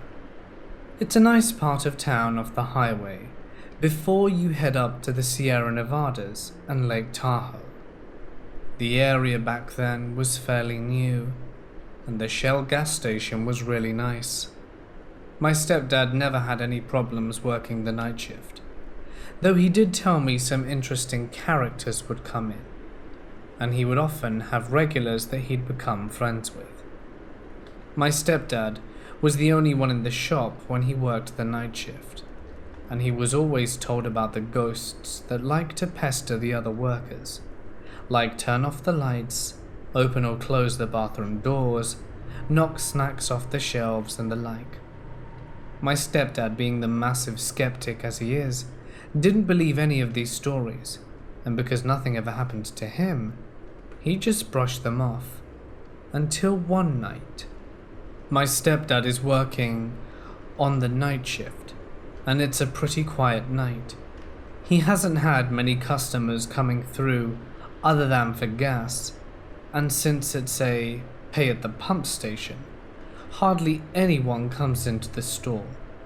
So my stepdad is playing on his phone and frequently glances up at the doors or at the security monitors to see if anyone was coming, but the station was deserted. He turns his attention back to his game when he hears the electronic sliding doors open and the sound of the bell above the door goes off. My stepdad puts down his phone and looks up to greet the customer, but he doesn't see anyone. He calls out to no answer. He glances at the security camera, but doesn't see anyone else in the shop except for him, and there are no cars at the station or the parking lot. He gets a little weirded out, since the doors have sensors, and the only time they're open as if they sense someone approaching them, but he just talks it up to a prank or some sort of malfunction and resumes his name. Hello? He hears the voice as clear as day in front of him. His head immediately snaps up to speak to the customer he clearly did not see before, but there's no one there. He's even more weirded out, but convinces himself he was either imagining things or that the sounds somehow came from his phone or the radio. And then he hears the screams. He said the sound of the women screaming just came out of nowhere, and they were so loud and so chilling, he jumped and dropped his phone. My stepdad is a pretty big guy, 6'2" and a little hefty, and he doesn't normally get scared over anything. But he said the screaming terrified him so much, he couldn't really think straight.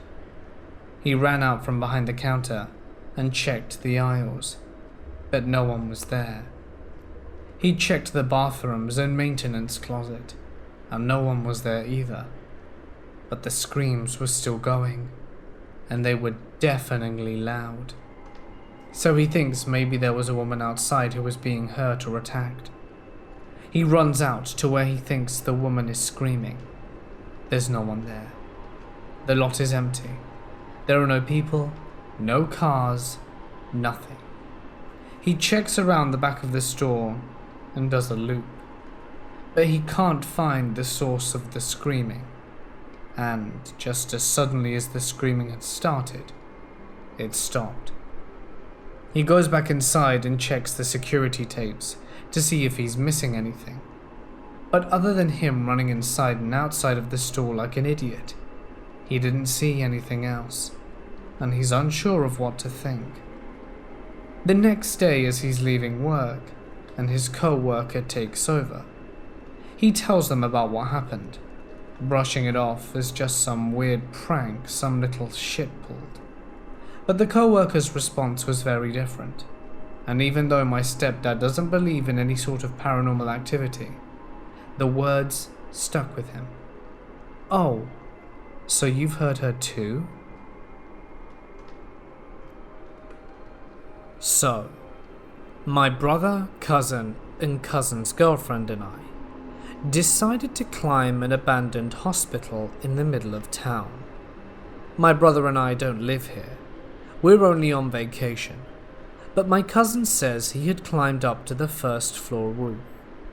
The route was to climb up a door that led into the old morgue and onto the roof from there, as you can walk across the roof to a ladder that goes up to the third floor roof, as there's no second floor area.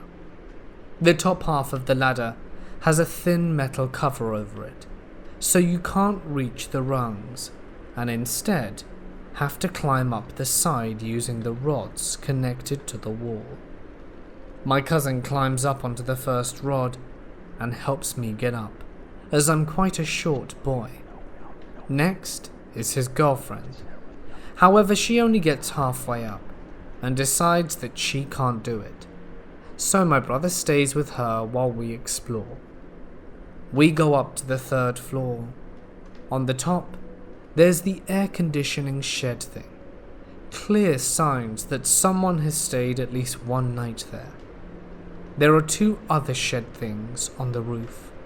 One is an entrance to the actual hospital, and the other is some cold room looking thing.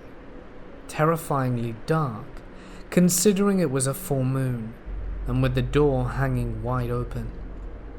We decided that we would go look around the roof on the opposite side, and look for an easy way in. While we were looking over the edge, we heard an ear-piercing scream. We turn around to see what it is, as it comes again and again. I don't know who it was, but my cousin looks at me and says that it was definitely his girlfriend. He is much bigger and stronger than me, and says that he needs to get down ASAP, and for me to wait if I can't get down alone. I've never seen someone get down 2 stories so quickly.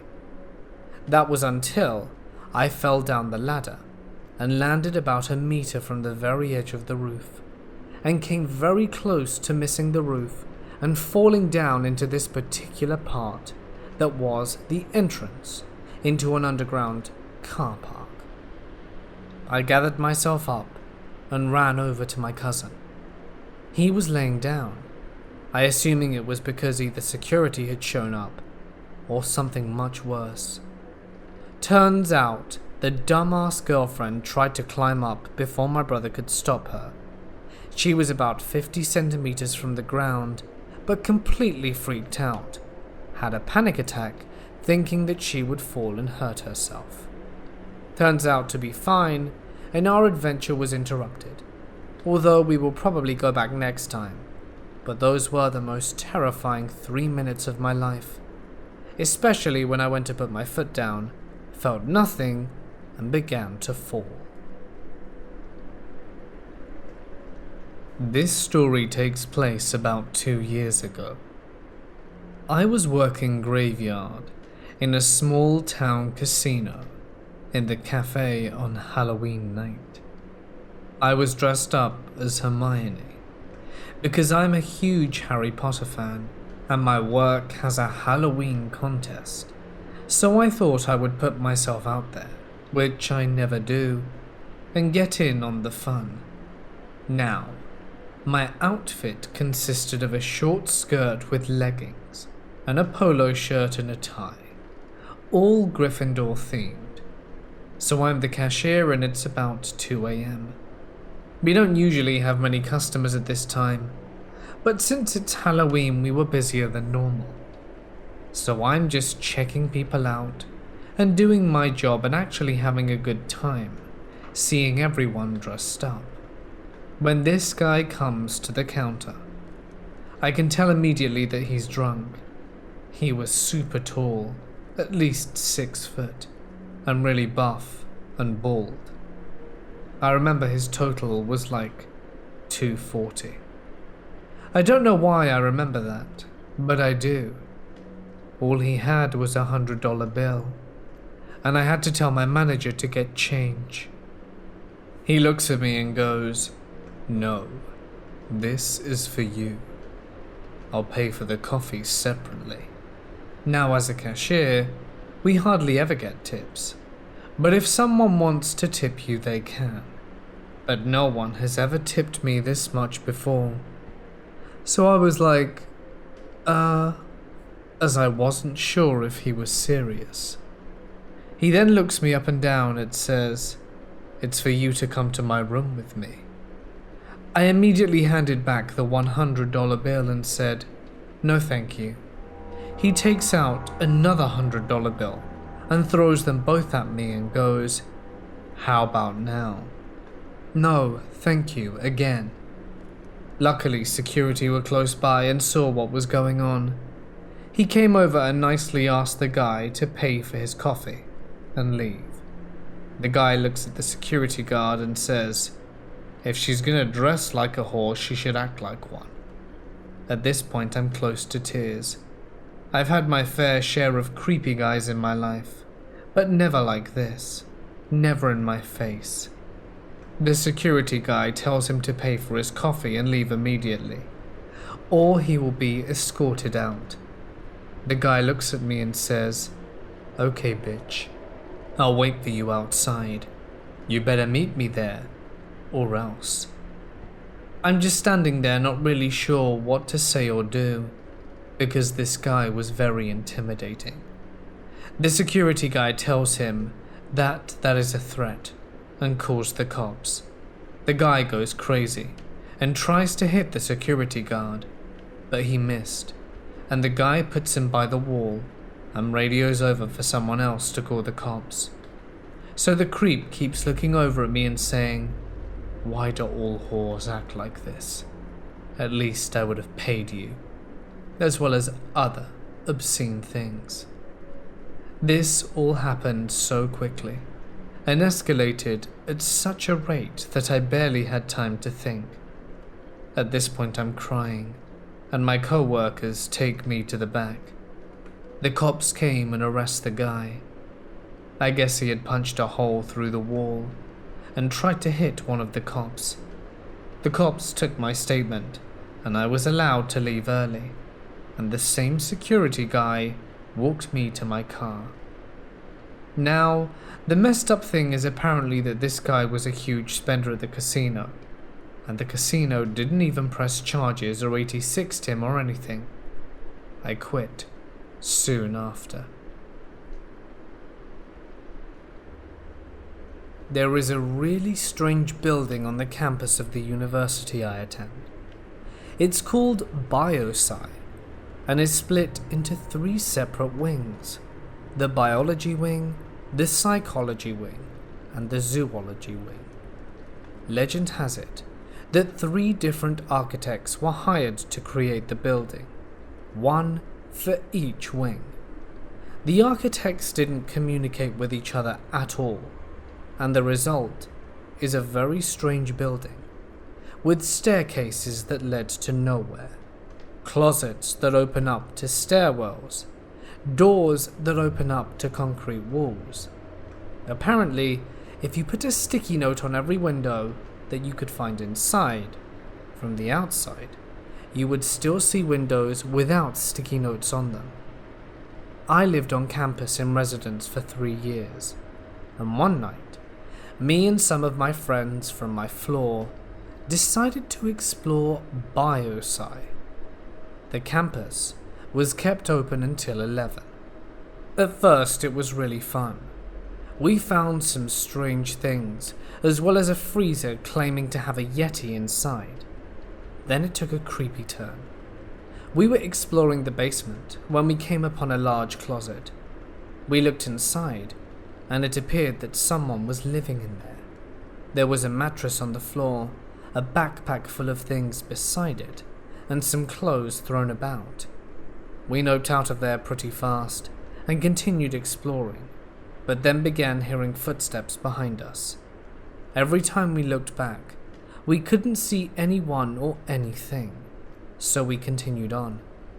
Then we rounded a corner and came face to face with a very angry and disheveled looking man.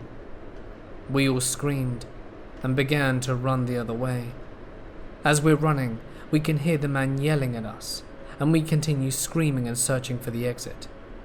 Finally, we get outside the building and all start running for our residence. One of my friends falls.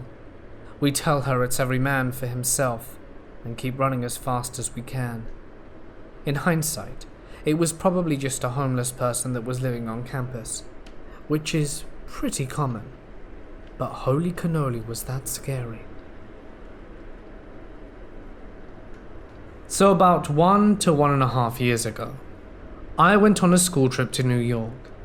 We tried to minimize every cost, so we stayed in hostels, but they were pretty nice to be fair. One day we came back and were huddled around the courtyard kind of section in front to get a debrief for the following day. There were us 30 kids and 3 teachers. The lead teacher was stood on the bench as she addressed us. This tall, skinny man was walking past and joined the back of our group. A few of the boys noticed and pointed it out. We had gotten a few questions from people on the trip about who we were, so we didn't find it that weird at first. The man that saw the teacher staring blurted out, "You're so beautiful." She was flattered but a little confused. He remained there as if he had joined us. It was super weird, and he kept complimenting her. As we filed into the lobby, he followed. One teacher flagged one of the staff, and he kindly stepped in. "Sir, which room are you in?" 3. "Which floor, which section?" "I lost my key." He runs past him and continues to follow our group as we were heading down to the basement to use the kitchen, so it was definitely not a coincidence. He ended up getting politely escorted away, but kept coming back. Our teacher told us to go into our rooms, and I don't know what happened after, but his persistence was very creepy.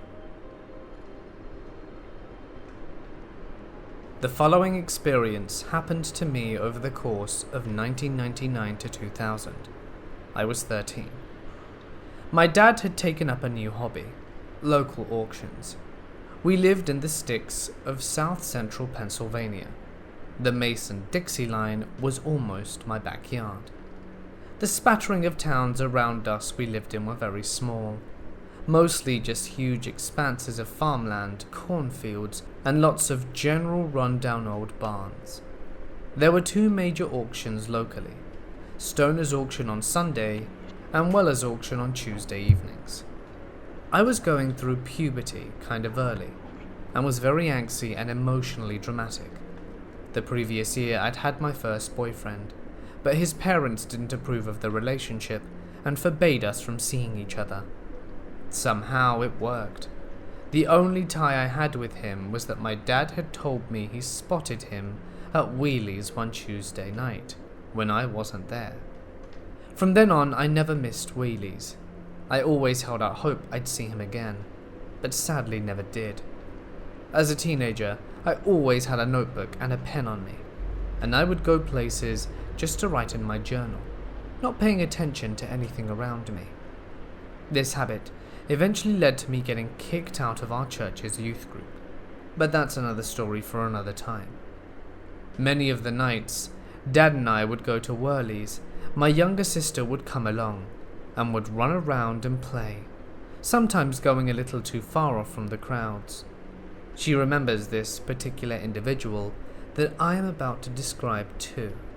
One night, I noticed an elderly man with very deep, caring eyes. I can still picture his face so clearly. He smiled and winked at me, and I guess in my hormonal confusion, I felt a bit of thrill at the attention, and maybe the second time, possibly the third time. But one night, I felt someone brush my arse, more than just what you'd expect from someone walking by in close quarters behind you. More of an open-handed slide across my butt. I remember I was wearing this ridiculous biking outfit that I had bought in Walmart. It was silky, and I was getting a lot of compliments from the boys when I wore it. The feeling of that hand totally sliding across the silky fabric of my pants stands out so clearly in my memory. Another night, I was sitting there writing in my notebook, and he walked by and nudged my pen. It made me mess up what I was writing and look up. He winked at me. There was this really sad look of longing in his eyes. I still felt like this was just some weird old guy, no one to be afraid of. There were so many weird old men at this place, as long as I stayed near to my dad. But when he showed up at the other auction, Stoner's on Sunday, I was a little shaken. I wanted to say a little time had passed. I remember I was all fancied up in my awkward glitter makeup and rebellious outfit, and I was sitting there writing in my journal next to my little sister, when I felt a little tap on my shoulder. I turned around, and he was there, sitting right behind me. There was an expanse of open seats, and it was very clear he didn't just happen to be sitting there. He had definitely come over to talk to me. "How can I get to know you better?" he said in a controlled, barely audible voice. At this point, I'm almost positive that I said, "Well, I don't think what you want to know. I'm only 13 years old." Looking back, that makes sense, because after waiting a little while and saying it again, I ignore him, and he left. Maybe my saying that aloud was enough to make him feel like others might take notice. It really scares me to think about my little sister sitting beside me hearing all of this. She had absolutely zero awareness of keeping herself away from strangers, and I told her not to go to the bathroom or anywhere without me that day. That might have been the day he told me his name, Wilma. I saw Wilma one more time. It was a Tuesday night. It was in the late summer and was so hot. The auction was packed. My dad had to park his car way off the main area, sort of up in a wooded spot on the property. It was not directly visible to the auction goers, So me, being an annoyed brat after begging to go with him, I asked my dad if I could go up to the car. I wanted to listen to my Walkman and drink my Mountain Dew and write. It wasn't as hot as where the car was, and my dad gave me the keys. I saw Wilma one more time. It was a Tuesday night. It was in the late summer and was so hot. The auction was very packed. My dad had to park the car way off in the main area, sort of up in a wooded spot on the property. It was not directly visible to the auction goers. So me, being an annoyed brat after begging to go with him, I asked my dad if I could go up to the car. I wanted to listen to my Walkman and drink my Mountain Dew and write. It wasn't as hot where the car was. My dad gave me the keys. I must have asked him when he was in the middle of bidding on something, because I did not know if he would allow me to do this if he thought about it for 1 second. I had kept him informed about Wilma, you see. I remember sitting in the 1998 Oldsmobile Cutlass Sierra with the windows rolled all the way down. I hadn't seen Wilma in the crowd, so I wasn't concerned about safety. Suddenly, I heard knocking through the music of my headphones. I pulled them off quickly, and Wilma was standing right at the window on the driver's side, sticking his head out the window. "Hot enough for you?" he said, not worried about controlling his voice as no one was near. I did what made the most sense, almost on autopilot. I got out of the car as fast as I could. I stood there and yelled, "Why do you keep following me?" I'm sure my voice was loud enough that someone could have easily heard. He was immediately unnerved. "What do you mean, follow you? I've been coming to these auctions for years," he said, his voice suddenly back to the quiet monotone. I could not believe he had literally leaned his upper body into the car, and despite being very naive, I knew this was completely inappropriate. I said in a loud voice, "Listen, you're making me very uncomfortable, sir. I'm going to get my dad." I didn't move, but I had my dad's huge keyring in my hand. I briefly considered worst-case scenarios and stuck my middle finger into the ring.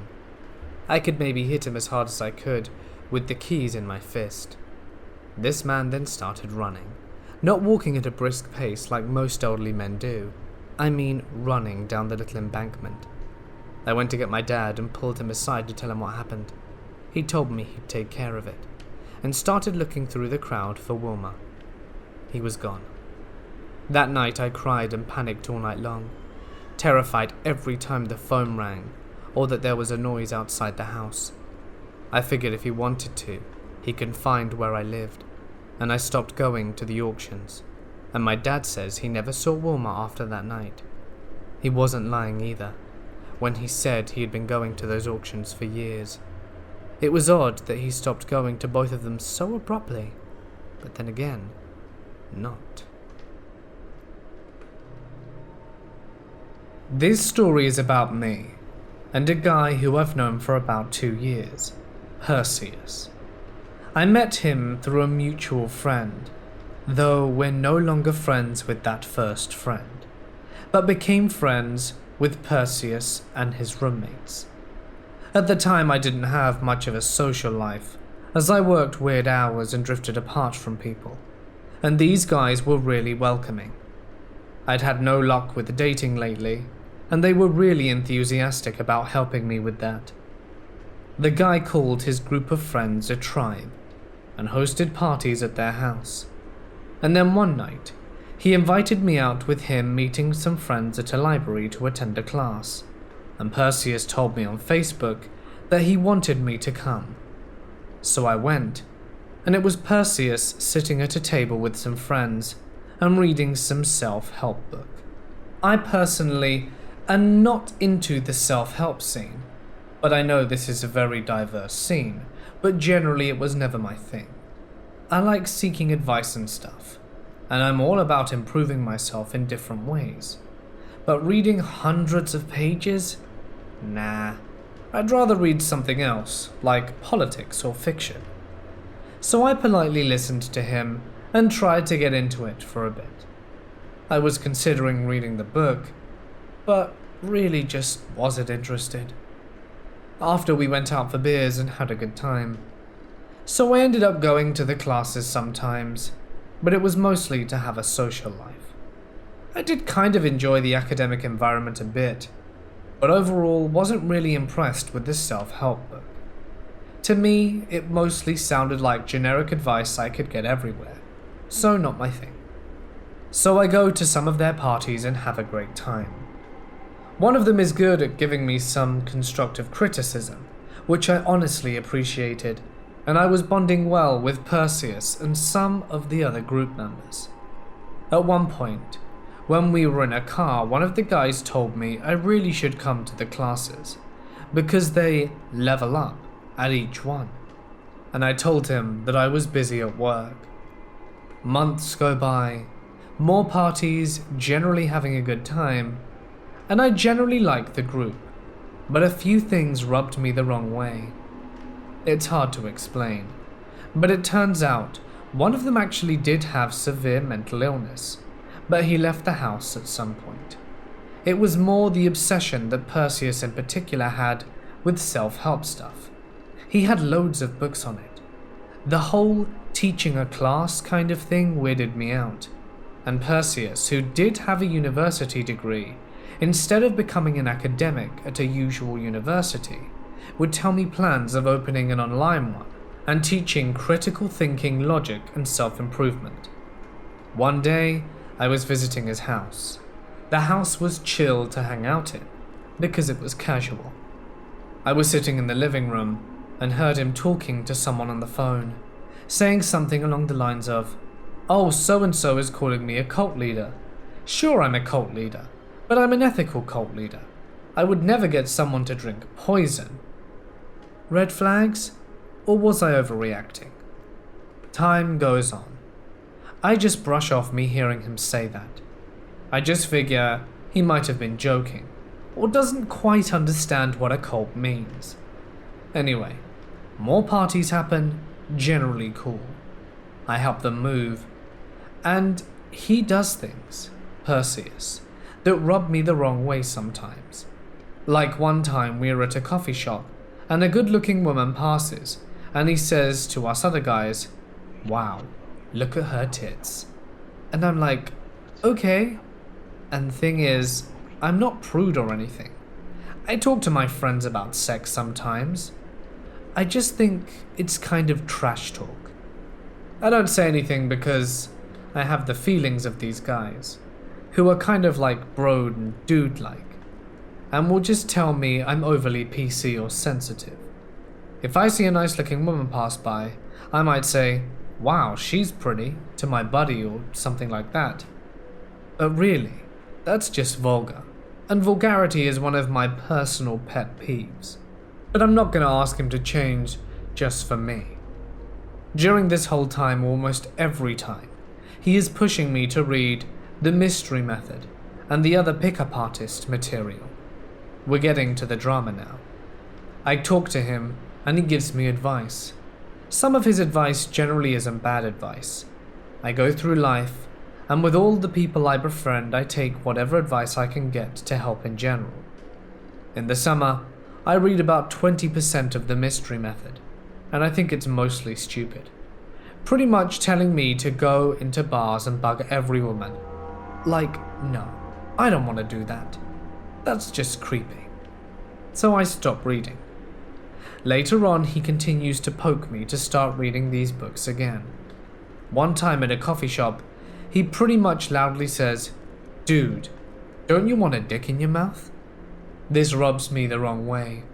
But whatever, okay. Are you still with me?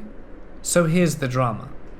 Oh, did I mention Perseus almost every time I see him is going on in front of the other tribe about his latest experience, where he got a woman's attention in front of her boyfriend, the alpha, or one time when he danced with a woman but didn't sleep with her because he timed the order in which he did things wrong.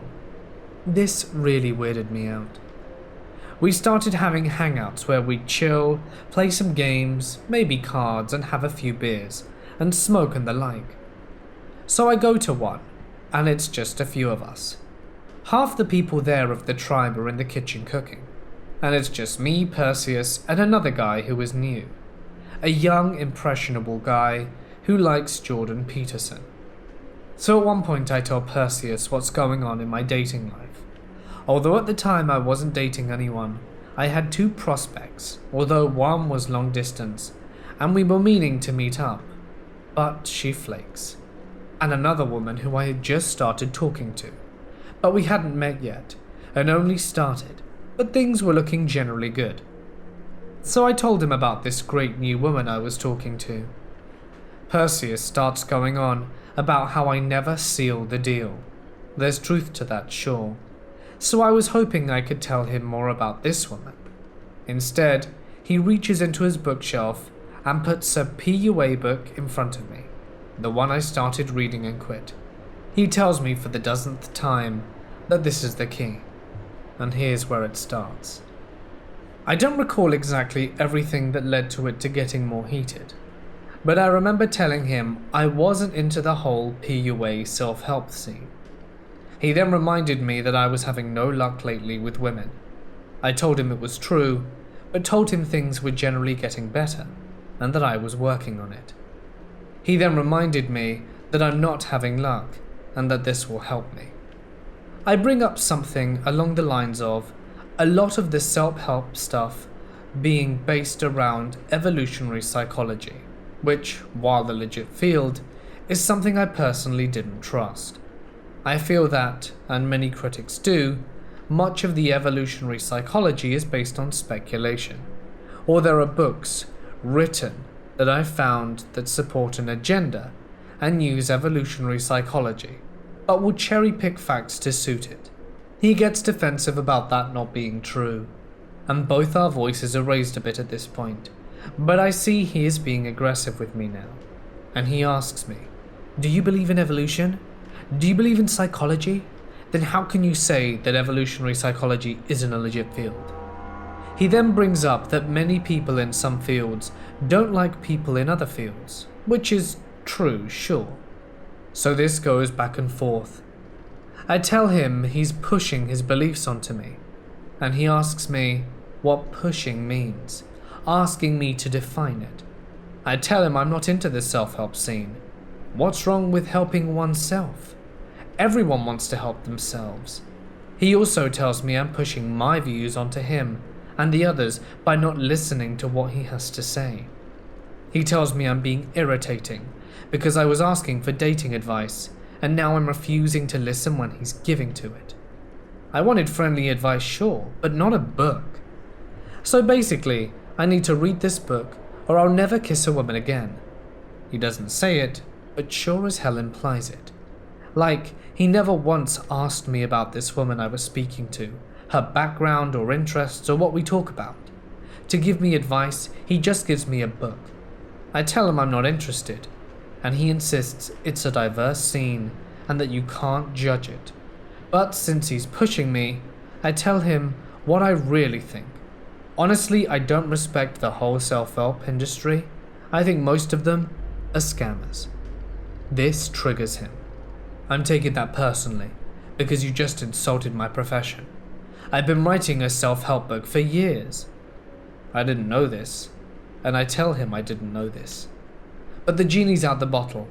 He tells me I haven't read any of the books that I judge. I tried, and they sucked. And he continues. "No, you sound aggressive to me," he says.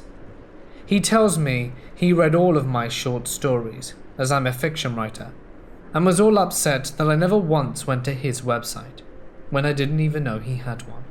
And I'm not interested, so what? I ask him straight up, "So to hang out with you I need to go on your website." Don't remember what he said, and he keeps pressing me on why I didn't read the books. I tell him I won't read them, and he has to accept that, but he keeps pressing me. I tell him straight up, I think many of the books are misogynistic. He asks if I call him a misogynist. He says, "Do you think my girlfriend thinks I'm a misogynist? Misogyny means hatred of women. Do you understand that?" So I'm mentally out the door now. He keeps telling me I'm being unreasonable. I tell him I feel really freaked out right now, and feel like he's being aggressive with me, and I'm getting quite angry. The argument continues. He tells me I don't listen. I go to the fridge, grab the beers I bought, and I leave the wrapping in the fridge because I'm in a rush to get out. Perseus demands I not leave garbage in the fridge. I take it out and start heading towards the door and tell him to stop using rhetorical manipulative techniques on me. I tell him what I thought, that his classes were creepy, and he slams the door in my face. I take my beers. By the way, we both had only had one drink at this point, so it's not the alcohol. And I text him while I'm waiting for the cab. Dude, that wasn't cool. I've never seen anyone act like that before. You were poking me, dude. Not all your friends are going to want this self-help stuff. If they tell you they don't want it, leave them alone. He texts me after a few minutes and says, "You sound upset. Maybe take some space to reflect." Later on, he texts me again. "We had a communication issue. I'm sorry you perceived me as being aggressive. Hopefully, we can get on better next time." "No, not cool. We're done. You seriously freaked me out. Don't try to gaslight me. Goodbye." I go home and don't want to sleep. What the? Am I overreacting? Obviously, the way I said this seemed so biased, but I'm telling you everything to the best of my ability. I've been through a lot of manipulation lately by people in my life, and people acting strangely to me and telling me I'm at fault. Was I the asshole? This happened when I was 10 to 11 years old. I grew up in a fairly rural area outside of Raleigh. It was the nearest big city to us, and it took roughly 35 to 40 minutes to get anywhere good. Needless to say, when I was right around that age, the town we were in built a new library. Coming from an avid reading family, we were thrilled. On average, my mum and older sister and I would take 1 to 2 trips weekly to the library. It held a fascination for all of us. My older sister Babs used to come pick out a few books and spend the rest of her time on the computer, printing off fan fiction and stuff related to her favorite fandom. I spent the majority of my time in the young adult section and went through about 3 to 4 books a week. We were homeschooled, and therefore spent a lot of time reading and doing other stuff once our schoolwork was finished. Mum would always spend her time in the romance and non-fiction sections and grab a big stack of books and pick which ones she wanted by reading the first few pages of each. We knew the librarians, a lot of the regulars, and were in a very safe rural town in North Carolina. No reason to be on alert. The layout of the library was entirely open. Imagine a large high school gymnasium that an architect built with 3 high-story roofs and tons of natural light, and you had our library. You walk in and the checkout is immediately to your left, the young adult section and kids in front of that. Straight ahead is the computer bank. Then to the right are all of the adult books, fiction and non-fiction. Then around the entire edge were small activity rooms and reading/study rooms. This particular day was like normal. Babs went to get her couple of books, and Mum off to her section, and me to mine. Now I used to just sit on the floor and go through the books one by one, reading the jacket, then the first few pages to see if it caught my fancy. Super annoying habit that I don't have anymore. I remember being camped out on the second aisle closest to the door for a while, and then feeling like I was being watched. Keep in mind, I was in the young adult section. I didn't pay too much attention to it until I decided I had gotten through enough books on the shelf, and I wanted to switch to the other side of the bookshelf. I stood up and walked to the other side, grabbed the couple of books I had chosen, and became aware of this dark-haired fellow at the end of the aisle, book in hand. not reading, but just watching me. It was like he was staring past the book and watching me. I didn't pay it much mind and moved to the next aisle over. A few moments later he followed. I figured that he was probably another teen and was looking for books. So I kept sitting on the floor and reading book jackets until he got closer. It all happened very quickly. When one moment I was reading book jackets, and then he moved to the same aisle as me. I brushed it off. I almost had enough books at that point to make it for my next library visit. Keep in mind, we had super old dial-up and one computer for 5 people in our house. My little sister was in daycare that day, and books were my joy and only entertainment, so I was very serious about reading. I guess I lost track of time, and when I looked up, he was still watching me. At that point, I got creeped out and had goosebumps. So what did 11-year-old me do? Try to find my big sister, of course. I tried to casually get up with my stack of books and exit the aisle. I had to pass by him to get to where the computers were. I tried to pretend I was interested in the top book on the stack. However, I caught his eye. That's when I realized he was probably in his late 20s or early 30s, and should not be in the young adult section of a library. I tried to find Babs, because she should have been where I left her at the computers. But lo and behold, she was not where I left her. This is pre us having cell phones. No one in the family had one except for Dad for work. So then I start to panic, because when I turned back to the young adults section, the dude was still there clocking me. I scan around and don't see my mother anywhere. I kept walking to the grown-up section and scanned down the aisles until I found my mum sitting in a corner in an armchair, reading. I beelined for her. Now my mum is probably the coolest cucumber on the planet. When my dad passed away, she called me and let me know he was in the ambulance and was not alive, but that I needed to come to the hospital. She also has never overreacted to anything in life before. Here comes severely panic-attacked me, trying to play it cool. I sat down at her feet and explained what transpired. She figured it was my overactive imagination and told me to stay close. Then, we talked about my book, or if we should go to Walmart or not this trip. Maybe Waffle House for lunch sounded better, or the Mexican restaurant in the shopping center Walmart was in. I was also very excited to get my Barbie a new set of dresses, because I had just received my allowance. We decided we would just get groceries at Walmart and eat at home. Now, whenever we did our library run, we would also hit Walmart for groceries and normal house supplies and the occasional toy. My grandparents used to give us an allowance every month for fun stuff. Mum and I were led back to the young adult section, and the guy was gone. Now, while she is calm, she isn't stupid. We found Babs sitting nearby to where we left her. Turns out she had been in the bathroom when I tried finding her. My mum explained what happened, and being much older than me, as she was closer to 20 at the time, she said it was creepy. But she didn't want to go to Walmart with us, so Mum and I should pick her up on our way back. She did give me a squeeze of the hand and a kiss on my cheek for comfort when I sat with her, so that was nice, and it made me feel safe.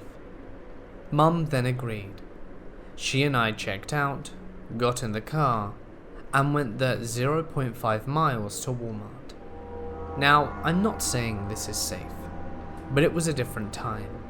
I was a free spirit, and I roamed and my mother let me.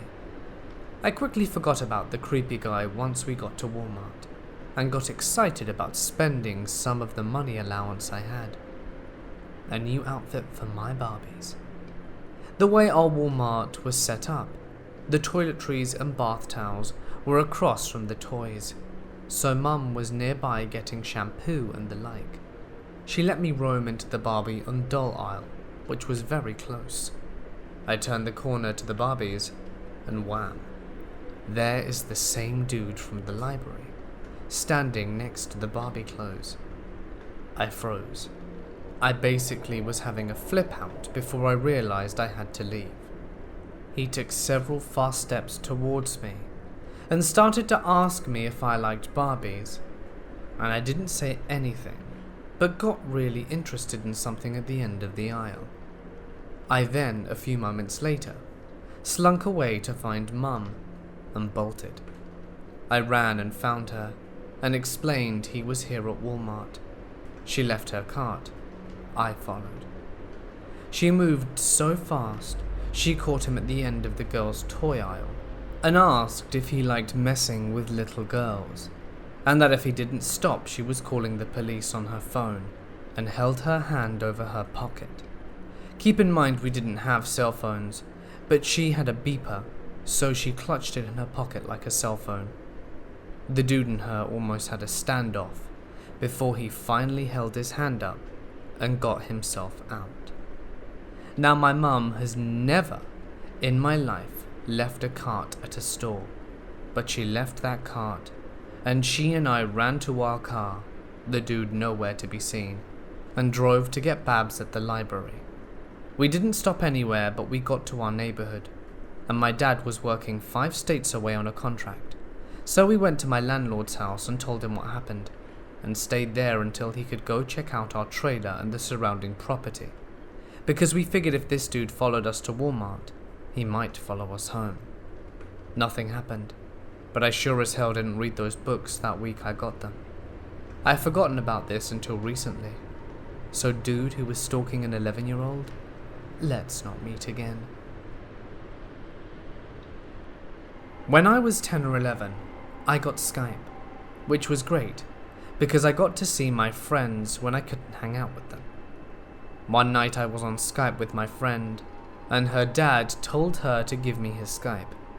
I didn't think anything of this because my parents never taught me about adults having bad intentions, and I also spent a lot of time at my mum's office with other adults. I felt normal and safe. I messaged this man who was about 40 years old and married at the time, and we talked a lot for a while.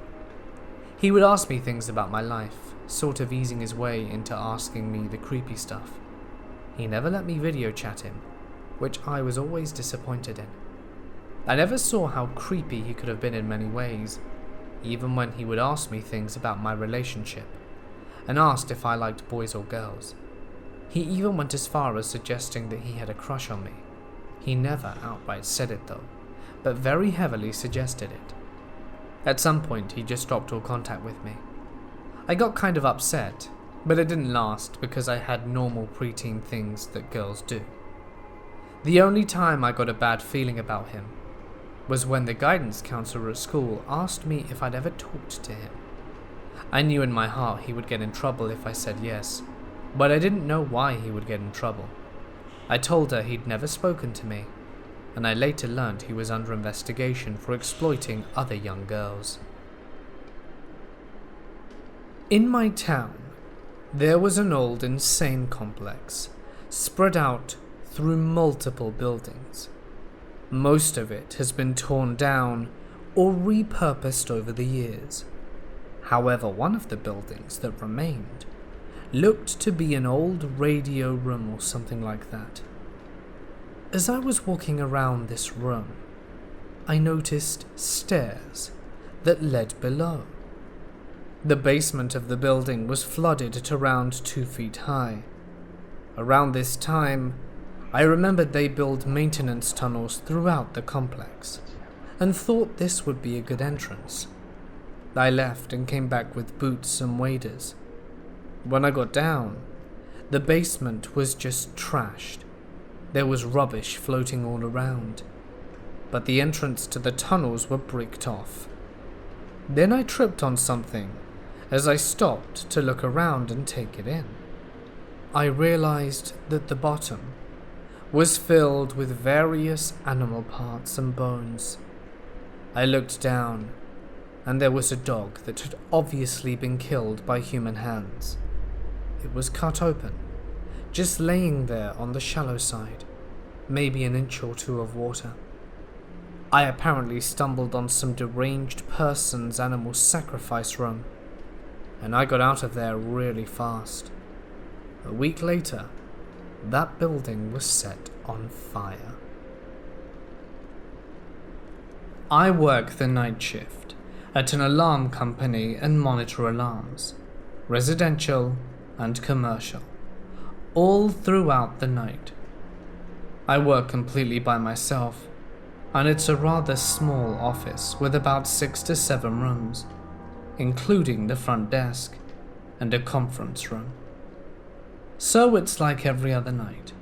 I go in and out of my office during the night to use the restroom or fill up my water bottle. Nothing was out of the ordinary. A few hours later, I go out to the restroom and notice the light in the front desk area was on. It certainly was not on the last few times I went there, and I would have seen it. I'm not one to scare easily at all, but that was weird. I went in, turned the light switch off, and went about my night not thinking twice about it. From inside my office, I monitor cameras to the office, so I would have seen anyone if they were there. A few minutes later, I get a phone call, which is kind of unusual at that particular time, but I answered, and no one spoke. I heard something, slight movements I guess, enough to know there was someone on the other end. I said hello a few times, and I took the number of who's calling, and it said Conference 1. The conference room was a few feet away from me. I hang up immediately. I look at the Conference 1 camera, and there's nothing. It's all clear. The phone is where it's been all night, and I go out to the conference room to be met with nothing. All is quiet, all is clear, and I was a little shook by this. But again, if I don't see it, I won't let it get to me. I shrugged it off and tried not to think about it too much. Fortunately, nothing happened for the rest of my shift. I'm British and live in England, and this story takes place when I was 15. It's bugged me out since it's happened. I was playing video games on a Wednesday night, and there was a knock on the door at about 11 PM, which was out of the ordinary and in itself a little odd. My mum was the one who answered it, but since it was so late, I came down to see for myself. We have a square-shaped spiral staircase with platforms as you go down each step, and there's a balcony at the top which I could overlook. It was also dark, so it would be hard for me to see, especially from outside the front door. When my mum opened the door, there were 2 men who she described as sounding German, wearing black suits. They were pasty white, tall, clean-shaven, and quite bulky. They didn't say anything like why they were there, what they wanted, or who they were. They were just asking if I were home. Just asking if I were home. What got me though, was they didn't just go by my first name, but also my last name, Troughton, like the second Doctor, which isn't common. My mum thankfully said no, and told them they had the wrong house. My mum, after she closed the door, told me that they were still outside looking at our windows. She told me to stay out of sight, since she thought they were trying to eye the house up to see if I were home or not. After about 20 minutes, they finally left the pavement, but my mum was convinced they'd sit in their cars still watching, so I hid for a bit longer. It was really intimidating, especially considering I was 15 and had never done anything malicious. This was 3 years ago, and I've heard nothing since. I've always wondered who they were, what they wanted, or if it was even a malicious encounter. Nevertheless, it truly freaked me out. I do have some theories though. It was a harmless prank by a friend, calling some religious group to my house. I somehow ended up on a cult's list, or my deep web searches could have led them to me somehow. I am a journalist and was told this doozy by a woman I interviewed for a true crime story. When this woman was a young girl, let's say 8, she started to come down the stairs at night to tell her father that there was a man in her closet. He tells her there's no such thing as the bogeyman and sends her back to bed. This happens on and off for a week. Finally, he gets frustrated and walks into her room and says, "I'll show you there's nothing in your closet." As he goes to open the door, it opens an inch and then he feels someone slam it shut. Turns out, there really was a man in her closet. This guy was a perv who would come into the house every night and stare at the girl from the closet while she slept. The dad kicked the shit out of him, and the perv went to prison for many years. I researched her story 20 years after this happened. The guy had just gotten out of jail, and no one could find him. This happened about a year ago. At the end of my first year at uni, they arranged a trip to this beach/cliff place as a drawing day as I study fine art. Me and my friend walked over to the cliff to go through these castle garden things, and we ended up on the beach on the other side of the cliff. We passed some of the tutors, so we knew we weren't too far away from where we had to meet on the bus. We decided to walk around the edge of this cliff. To get to the beach, we needed to meet the bus. We basically were climbing these giant rocks. When we got halfway, we realized we had to start making a move, as the tide was coming in, and we would be stranded. Some guy whose voice sounded exactly like our tutor said, "Hey girls, what's the time?" We look up expecting our tutor to be stood there, and there was this naked man stood on the cliff edge, fully naked, hands on hips. We looked at each other wide-eyed, completely confused and baffled as to what to say. He asks us the time again, so I told him. He stood there and watched us, and climbed away. When we made it back to the beach, just in time, as the tide had just met our feet as we climbed down, we told our tutor about the naked man. A bunch of the other people there had also seen him. It was very unpleasant. My dad claimed to be in a satanic cult back in the day. From what he told me, this cult seemed to be the real deal. Necrophilia, worship of Satan, and every member had to get a pentagram tattoo. My dad had one, but after he left, he got a tattoo over it. But you can still see a faint outline of the original. This cult supposedly killed people. They are most likely located in Arizona near Tucson. That's where he found them. He said he joined because his wife and kid were murdered. He was not in the best of mental health, and he said he didn't do anything bad, but he did supposedly kill one of the cult members that was responsible for his old family's death. He said that when he was there, they ended up getting his dead grandma on the phone. He said that it sounded just like her, and she said, "I'll see you in hell, Eric," and started laughing maniacally. Then, after all of that, when he left, something might have followed him and attached itself to me. After my dad left a year ago, things started to get weird. I think whatever this thing was realized my dad was getting old and weak, and thought I would be a better victim to terrorize. The only other explanation I have was the one time I astral projected when I was 7, and I could see something following me Insidious style. I don't know if I should believe him, but it sounds real. Plus, he has the tattoo. The cults are one of those typical mid-80s to 90s cults, so for the most part, I think they're long gone. I went on a school trip to Greece my senior year of high school, along with about 7 other students and 2 of my teachers. I was the only senior, and there were a couple of juniors, and the rest were underclassmen. and the teachers were both in the early 30s, as I went to a very liberal/small private school. We didn't really have much of a game plan. We just decided to play it by ear, explore the culture, see the sights, and eat food.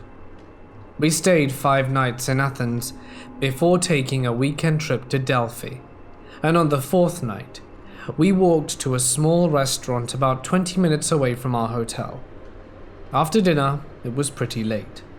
In many European countries, it's normal to eat late and spend a lot of time eating, so it may have been around 10:30 to 11 by the time we were there, and there was still a decent amount of people out as we walked through the central square of the area. I stopped to pick a song on my iPod and fell a little behind our group, and noticed a guy running across the square and stopping just short of the last guy there, and continued to follow him at about a 2-foot distance. I subtly told one of the teachers that I thought we may be being followed, and he glanced around and noticed the guy and told us to walk faster. This guy sped up as well, and before we knew it, we were at a full sprint, racing across streets and in front of cars, being chased by a man we didn't know. We ran for about 5 minutes before getting back to the hotel, and the man followed us inside the lobby before being ambushed by the manager, who quickly took him inside and had a conversation with him in Greek. We were told the man was a Romanian and spoke poor Greek and no English, and that he had been vague on his reasoning for chasing us. In my opinion, it was the hotel manager who was vague. I was more terrified and less assured after speaking to him, and we left for Delphi the next day. This happened about 6 to 7 years ago, in 2011 or 12, over the course of about 5 to 6 months. I never really got the courage to tell this story, and it haunts me. I was around 12 at the time, and of course lived with my parents. We had moved out of the city 2 years prior, and just settled in this little town. It was tranquil. We were in a really secluded area, and my closest neighbours were around 500 meters away, which for France, Brittany, is not uncommon. I was going to the local middle school about a 10-minute bus ride away, and between my house and the bus stop there's about 1 kilometer on foot of distance. Just know that to get to my house from the bus stop there are 4 roads. One was long and went by a dangerous road. Another was a tad shorter and creepy. The third was the longest way through the woods, and the fourth was the easiest and fastest way. I used to always use the 4th road, and then one day, as I was turning, there was someone I had never seen before. He was around 18 at the time, maybe older.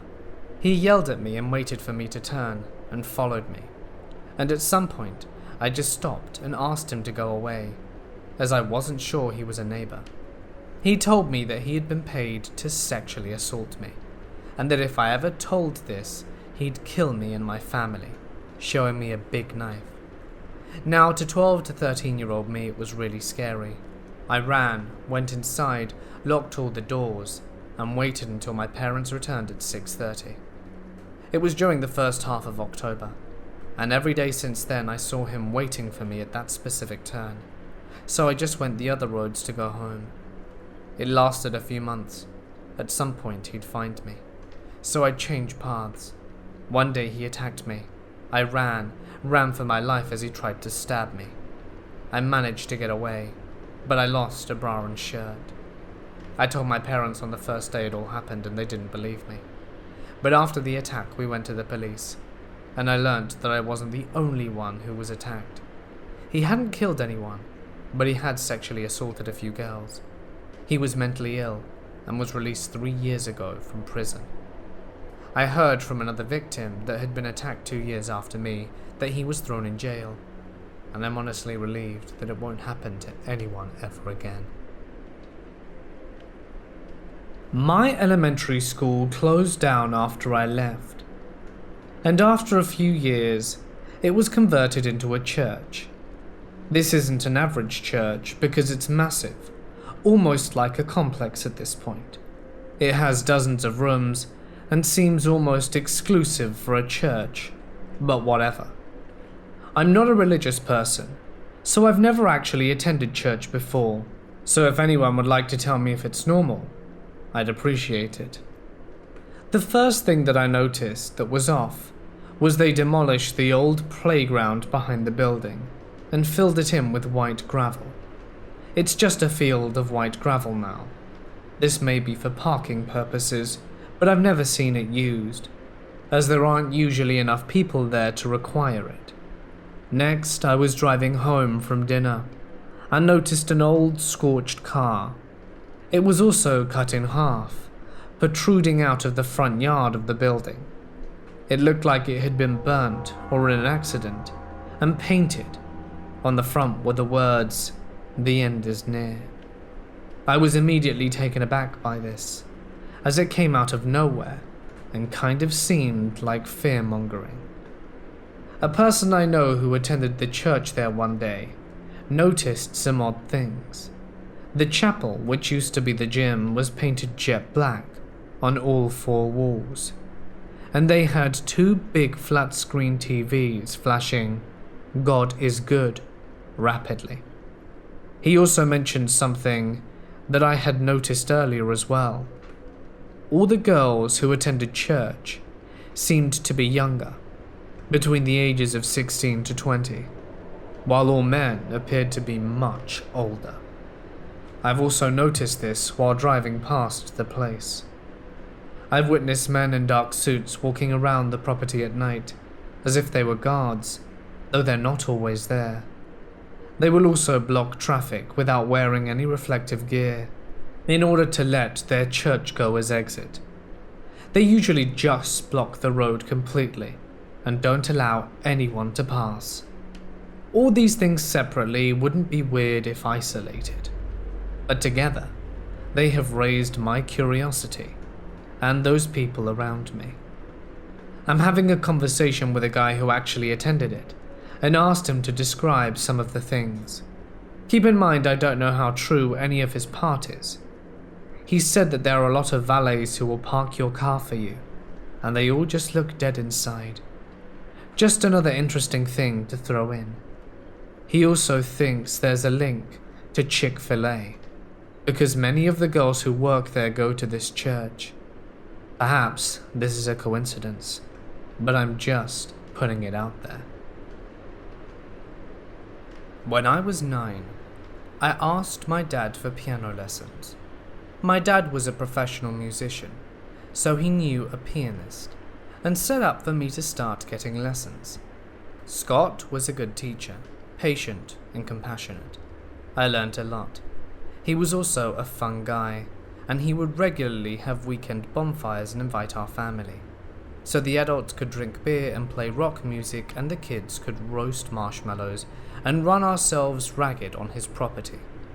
My dad has 3 daughters, me the eldest, and was seeing a woman who also had 3 children, so every weekend there were 6 of us.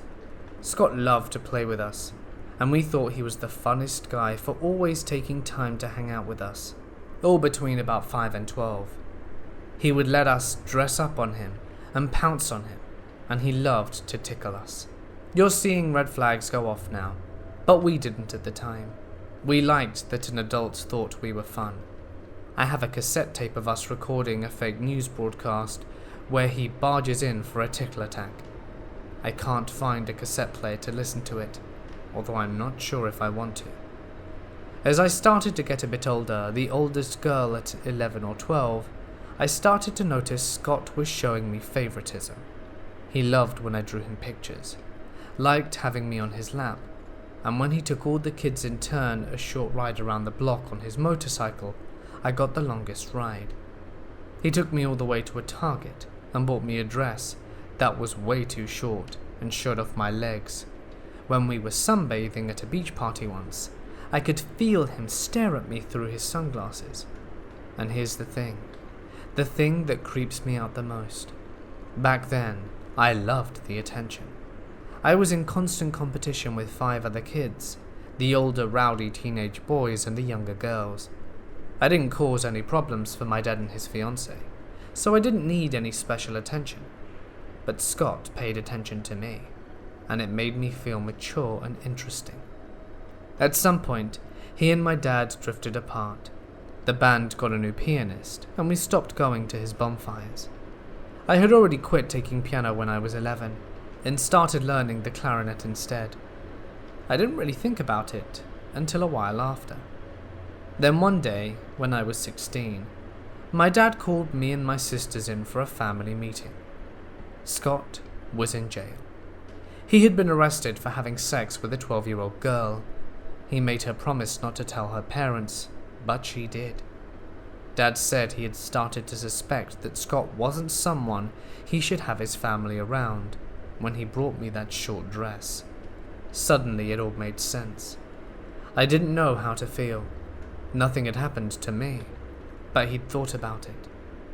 Had I wanted him to think about me? Me, a 12-year-old girl desperate for adult approval. Was I actually surprised when I heard he'd been arrested?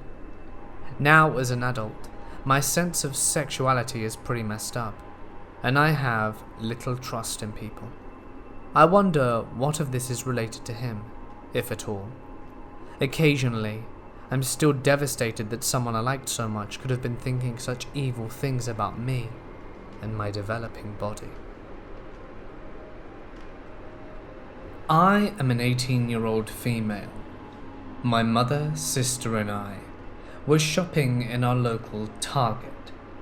As we stroll around, I recognize a girl named Stacy, who is the same age as me. I used to go to school with her. For reference, I dropped out of high school my senior year, so I haven't been in my old high school or seen anyone from there for about a year now. I simply glance at her and keep on moving, doubting that she recognized me because I haven't been in school for a year. A few minutes later, I am on the complete opposite side of the store when I see this girl again. Like last time, our eyes awkwardly met, and I tried to just walk past her. But this time, she actually said something. "Hey, didn't we play tennis together?" Stacy spoke with wide eyes and a painfully large smile. There was a girl standing next to her, but I didn't recognize her. I simply replied a yes in response. I was never friends with her at school. In fact, I never talked to her or even liked her. That's when she introduced herself, as if I completely forgot who she was.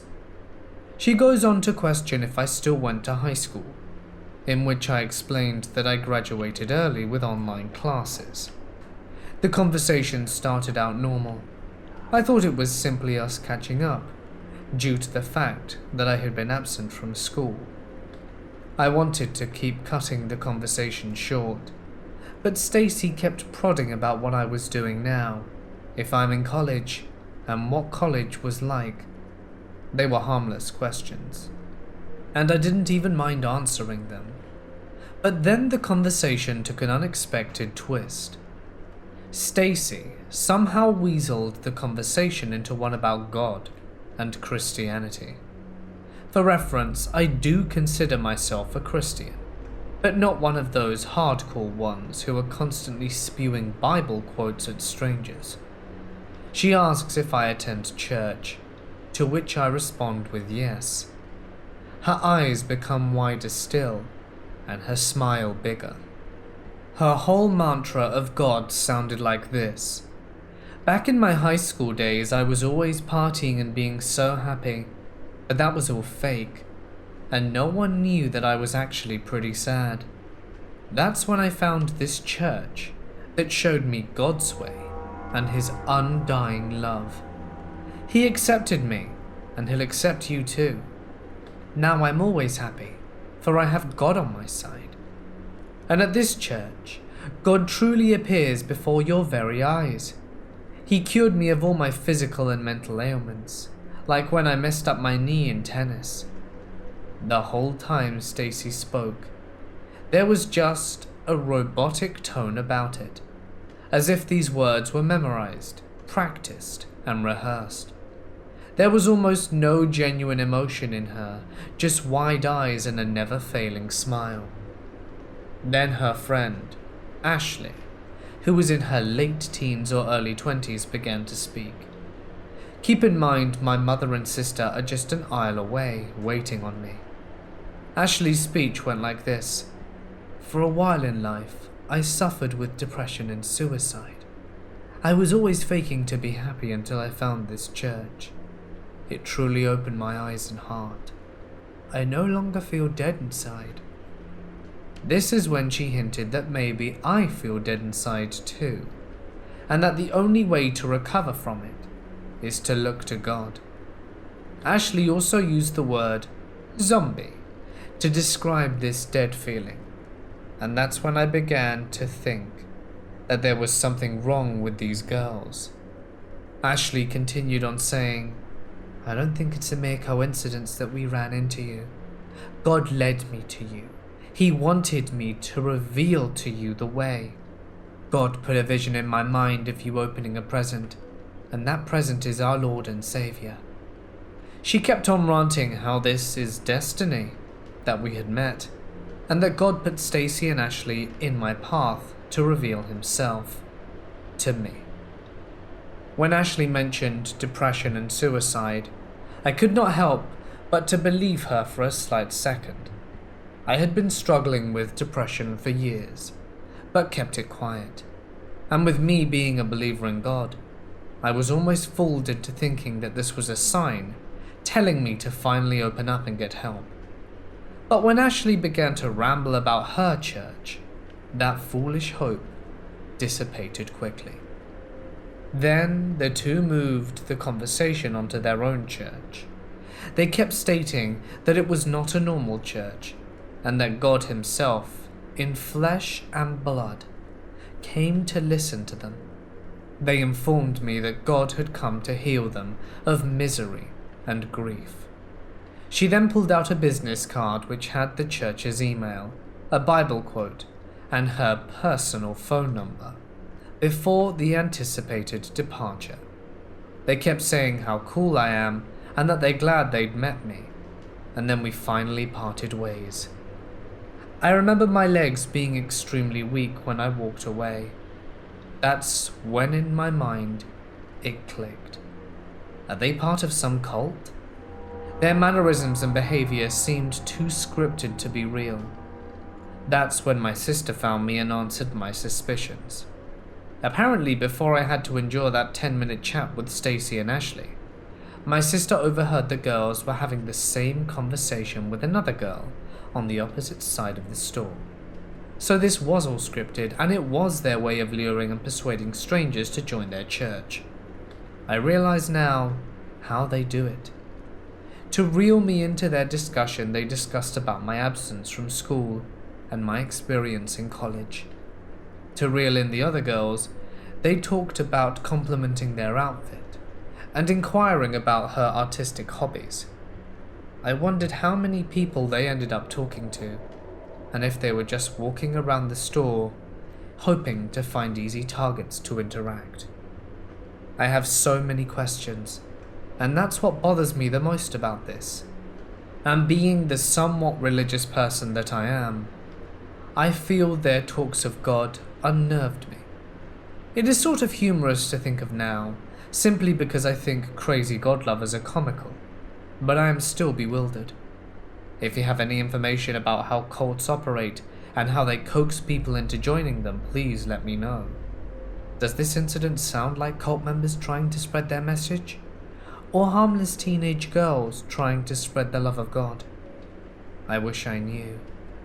I hope I don't see Stacy again, but I might, as she's attending my college next semester. I hope we never meet again. I was exploring a larger abandoned munitions factory complex, several square miles big. It was late, and I was walking down one of the numerous abandoned roads. I heard a low thumping noise that grew louder and louder. I realized almost immediately it was a helicopter, a very low one. it suddenly appeared over the tree line, maybe half a mile to the east of me, with its searchlights on, pointed down. I jumped down into the ditch beside the road, which had plenty of scrub for cover. I didn't see the helicopter again the rest of the night, nor did I see anyone else. But damn, that experience was unnerving. I used to go to church. Well, I still do. Just rarely now that I've seen more opinions and all of that. Some background. I have cerebral palsy that limits my motor functions, and it messes up my leg muscles. I've been through 2 surgeries, so I know how odd it feels to be pitied. I can walk just fine, with and without AFOs. Anyway, I went to a church with my dad, my stepmom, my sister, and my older stepsister. I call it Church of the Corn because I don't want to bring the rest of the church down for this isolated incident by calling it its real name. To say that they were enthusiastic about worship was kind of an understatement, but that's not the point.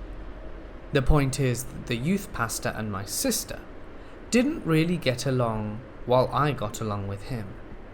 I wouldn't say that we were friends, but one of the things he did still makes me actively stay away from people in the church during service to this day.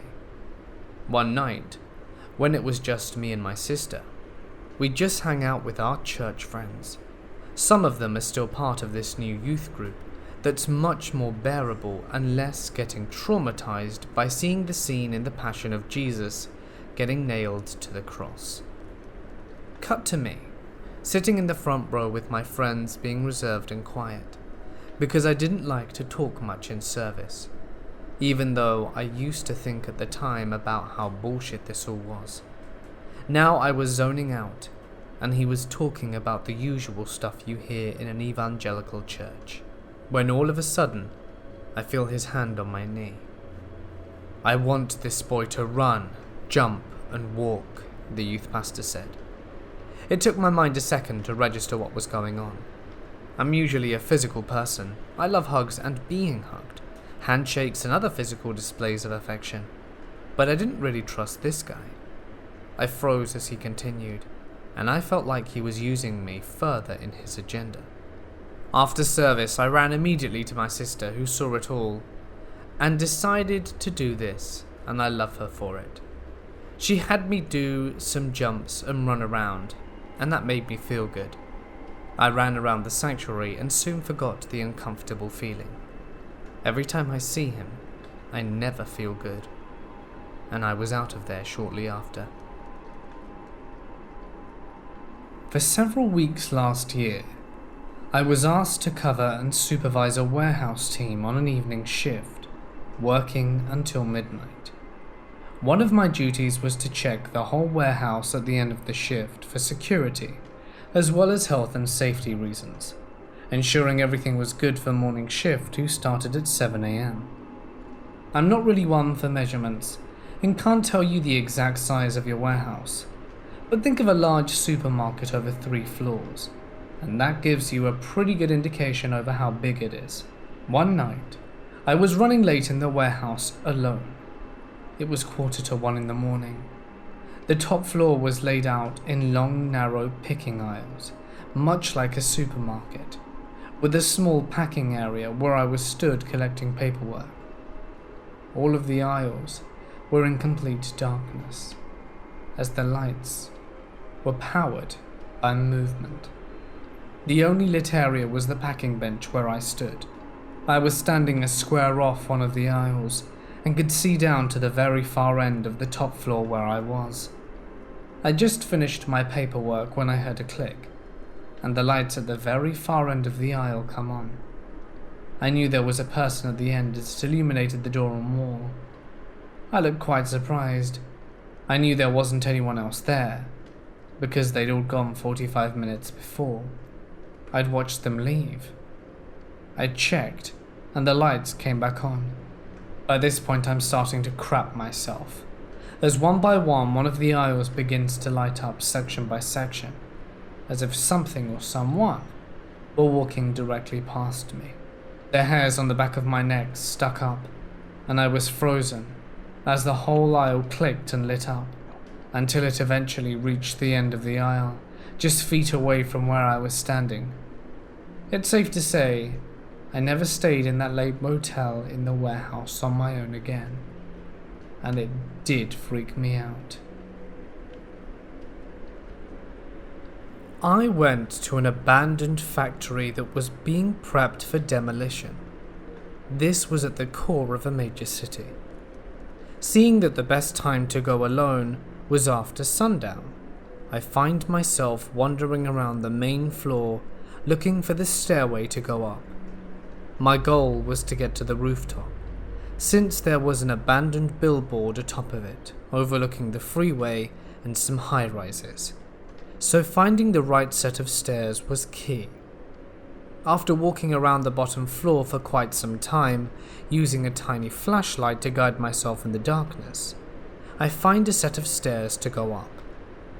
The second floor is equally dark, but I still decide to explore it as much as possible. The layout is genuinely interesting, since it's an 100-year-old building. I notice that every floor seems to have a different layout, so there's a lot to take in. I grow accustomed to using a small flashlight to cut through the darkness. I go up to the third floor and make a right into a pocket of darkness.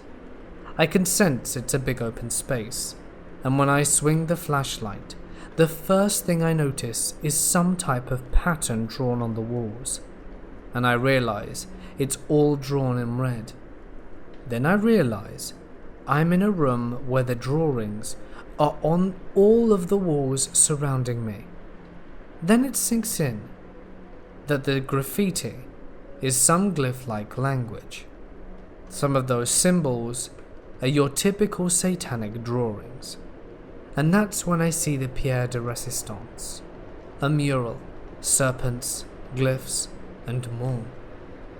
I think I froze for a good 10 minutes, expecting to be jumped by some fanatics, and I noped out of there.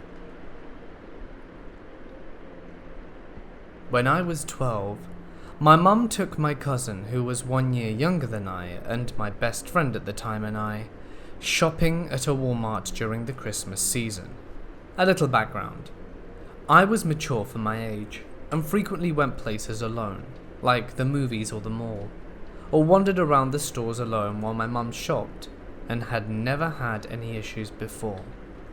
So we all walked into the store, and us girls made a beeline for the holiday section while my mum did her shopping. They had this huge man-sized Santa and snowman figures that could dance and sing carols on display for sale. Well, someone before us had moved the figures so they faced each other. When they sang and danced, their stomachs and pelvises smacked into each other. A dumb prank. They were turning on as we walked up, and I just remember standing there staring at these two stupid huge things singing and humping. As we watched, I heard a deep voice giggle and say, "Pretty funny, huh? Did you like watching that?" My cousin and I side-eyed each other and just stood there unsure of what to do. I knew he was being gross, but I was very young and still didn't know the specifics of sex yet. It ended and he asked, "Do you want to watch it again?"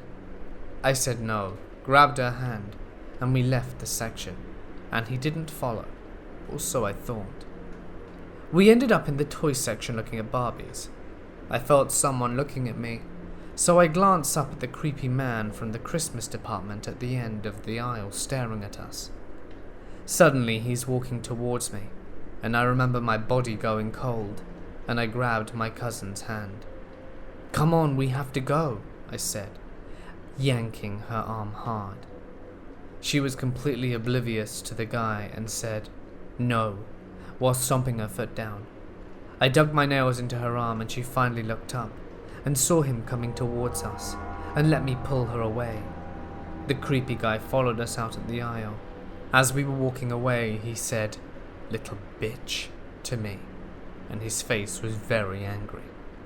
We ran through the store until we reached my mum, and I remember she was in the craft department. I think we told her we saw a creepy guy, but not that he had followed us around or yelled at us. To this day, I don't know why I downplayed it to her. Maybe for fear that I would lose some freedom. I hope to not meet that Christmas pervert again. There is a cult near my town. Most people seem to have come to the conclusion that they worship animals and hold certain pagan rituals to bring them to a higher existence, generally by burning them alive. Animal carcasses have been found all over the swamp, where they tend to meet, and I've stumbled across a skinned cat once. There is a bridge which seems to be the epicenter of the cult's activities. The bridge itself has many legends about it, and over time has taken the name of Satan's Bridge. Stories of haunted mansions, cemeteries, and suicides are ripe with that bridge, and the kids around it go on spooky adventures there, like me. Almost 2 years ago, my friends and I were chased by several cars flashing their lights and honking their horns. Last year, I went back with a much bigger group and was chased off with even more ferocity than before. At one point, almost being run off the road. A few months after we were chased away, we returned with guns. The only thing that happened was we saw a hooded figure peeking over the railing near the bridge. We didn't dare go looking for them. Soon after, we went again, and this time we heard distinct whistling, and at one point a scream that seemed to be from a girl. Also, one of our most recent times, we all got a very sick feeling as soon as we turned onto the road, and we felt as if we were being watched. Another time we tried out this little urban legend to see what would happen. The story goes that if you park your car near the bridge at night and turn it off, lights and all, then you see a pale girl run from the woods begging for help. We parked and waited for 10 minutes when we saw something in the woods moving. We actually got very excited thinking the legend was true, but we were wrong. The sounds of barking dogs echoed from the shadowy figure as soon as we rolled our windows down. It became pretty clear that we were being watched by whatever group worships there. We waited to see what the man would do, but he just stared at us through the dark woods. The reason I'm sharing this is because I find the situation to be incredibly intriguing. I was wondered if anyone might have stories similar, or even a suggestion on what my friends should try next. We've been pretty dedicated to figuring this group out for a while. About 6 years ago, when I was still in high school and living in my parents' house, I had begun having some very odd experiences. I'm going on record stating I have always believed in the paranormal. It's my belief that there are things out there that we can't explain, and that we need to be careful of. I used to hear demonic voices besides the head of my bed every morning at 4 to 5 a.m. At first I thought it was the radio. That's when I realized it couldn't be, because I hadn't slept with my radio on since I was 12. I woke up every morning to confirm that my radio was in fact turned off. That same year, around the same time all of this was happening, I was in the bathroom getting ready to take a shower. The only thing running was the water in the shower, and the door to the shower was closed. The door to the bathroom was closed. The vents were off and not heating nor cooling the house, so no air was coming out.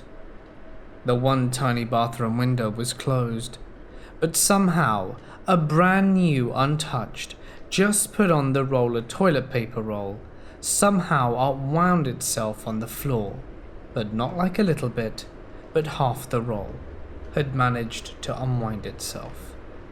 Also, while growing up, I'd be lying in bed and feel like there was something tugging my blankets off. I had vivid memories of clutching onto my blankets and feel something on the other end giving me some sort of tug of war. As well as when I was very young, I would feel things on the top of my bed, so I would flail my legs, and once in a while I would make contact with something pushing it off my bed. This could have just been my cats, as I grew up with a few of them, although sometimes my door to my room would be closed and none of them would be able to enter.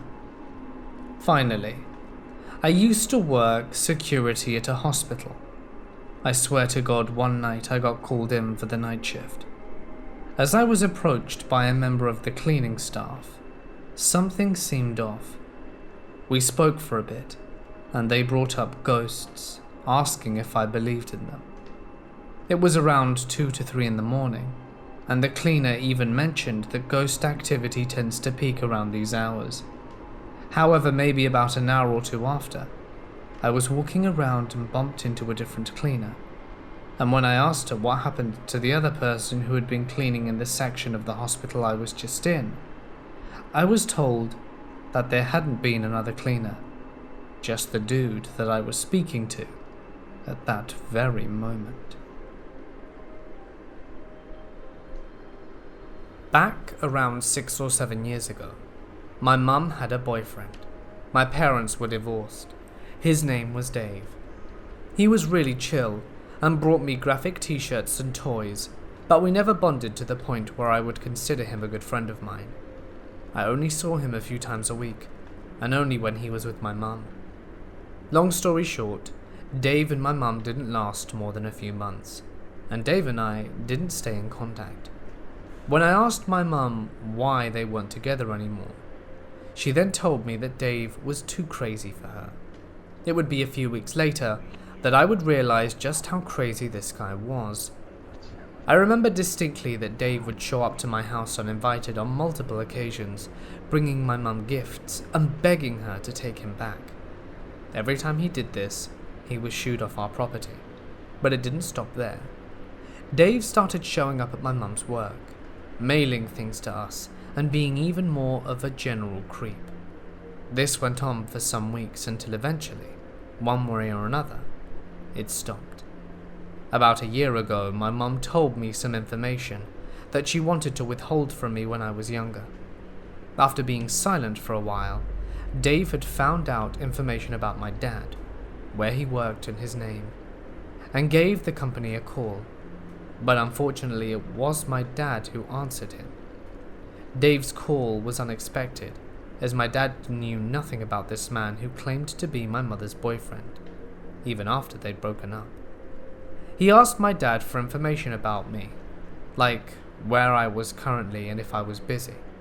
When my dad asked why, Dave said he wanted to take me to the amusement park, just me and him. Thankfully, my dad found it sketchy and hung up, and told my mum about it. Being my mother, she was shocked and terrified someone who had been practically stalking us had tried to weasel his way through my family to take me somewhere fun. To this day, I still don't know what his real intentions were with me, and I don't like to think about it. I work at a Jimmy John's in the worst part of my town. I mainly work closing shifts, which are the ones with very, very little business. It also means that the only people in the store are our driver, my manager, and me. This took place a few months ago. Since it was the beginning of the school year, we had several people quit so they could make it to classes, so we had a lot of openings. One night as we were getting ready to leave, a man walked in. He immediately put my spidey senses in overdrive, not only since he was wearing dirty clothes, but also because he was shaking really badly, like it was 30 degrees outside. Oh, and he was also wheeling in his bike in one hand, and in the other, holding open a carton of buttermilk. The conversation went as follows. Hey man, what can I do for you? Hey, I filled out an application a while ago, and I never heard back. Just wanted to check on that. Oh sure, let me ask my manager. By this time, my manager, who was just around the corner, had actually heard the conversation through the headset. This guy's no good. He told me in the interview he didn't have a house or car. Plus, look at his arms. I stole a glance at his arms, where I saw at least a dozen drag marks, which are basically left from doing heroin. Just bullshit something to get him out. I turned around and told him some garbage about how the position was already filled. He obviously looked annoyed at this, and before he whipped his bike around to leave, he flipped me off. I told him to enjoy his night too, and looked down at the monitor to look busy. That's when it happened. As he left, he reeled back and slammed his buttermilk against the door, covering the glass and floor beneath. After he was gone, I was asked to clean it up. Then after we closed, I saw a dude on a bike that looked like he was watching from across the street. We called the police and dipped out of there, but nothing ever came of it. I guess he just wanted to freak us out. My friends and I back in college would not necessarily call ourselves ghost hunters, but we liked to go out into the woods at night and find old abandoned houses, graveyards and the like, which are plentiful when you live in the middle of nowhere. A common place for us to go was a park, which is very far into the woods and had an old covered bridge that was supposedly haunted. As an explanation as to why this bridge seems so scary, there is a light at the end of the bridge, and the shadows from the trees form to what look to be a figure. When you sit in the middle of the bridge, the wind makes the figure look like it's moving towards you. To the unsuspecting visitor, this can be a frightening experience, so we like to take our friends here to freak them out. To set the scene, it was late summer on a Wednesday night, probably around 2 a.m. We were all on summer break and had nothing going on, so we decided to take a couple of people down to the bridge to give them a good scare. This area is not easy to get to. There are a lot of steep hills and rocky roads. It is very secluded, so as expected, there were no other cars on the road. We got down to the bridge, as we had so many other times before. It was tough to see the light at the end, but there were definitely plenty of shadows around, so the scare factor was still pretty high. So, as you're supposed to, we parked our car in the middle of the covered bridge and turned our lights off as well as our engine. Immediately, the people we brought with us saw the shadow figure approaching our car. We obviously tried to play it up and act like we saw it coming towards us. We continued to scare them, but something was wrong the whole time. The figure seemed a lot more lifelike, not like a tree swaying in the wind. It didn't feel like an illusion at all. I looked over at my friends and could tell that they noticed something was different this time too. It was at this point that I noticed that we were no longer looking at the same shadow figure at the end of the bridge. This one had actually moved directly in front of our car.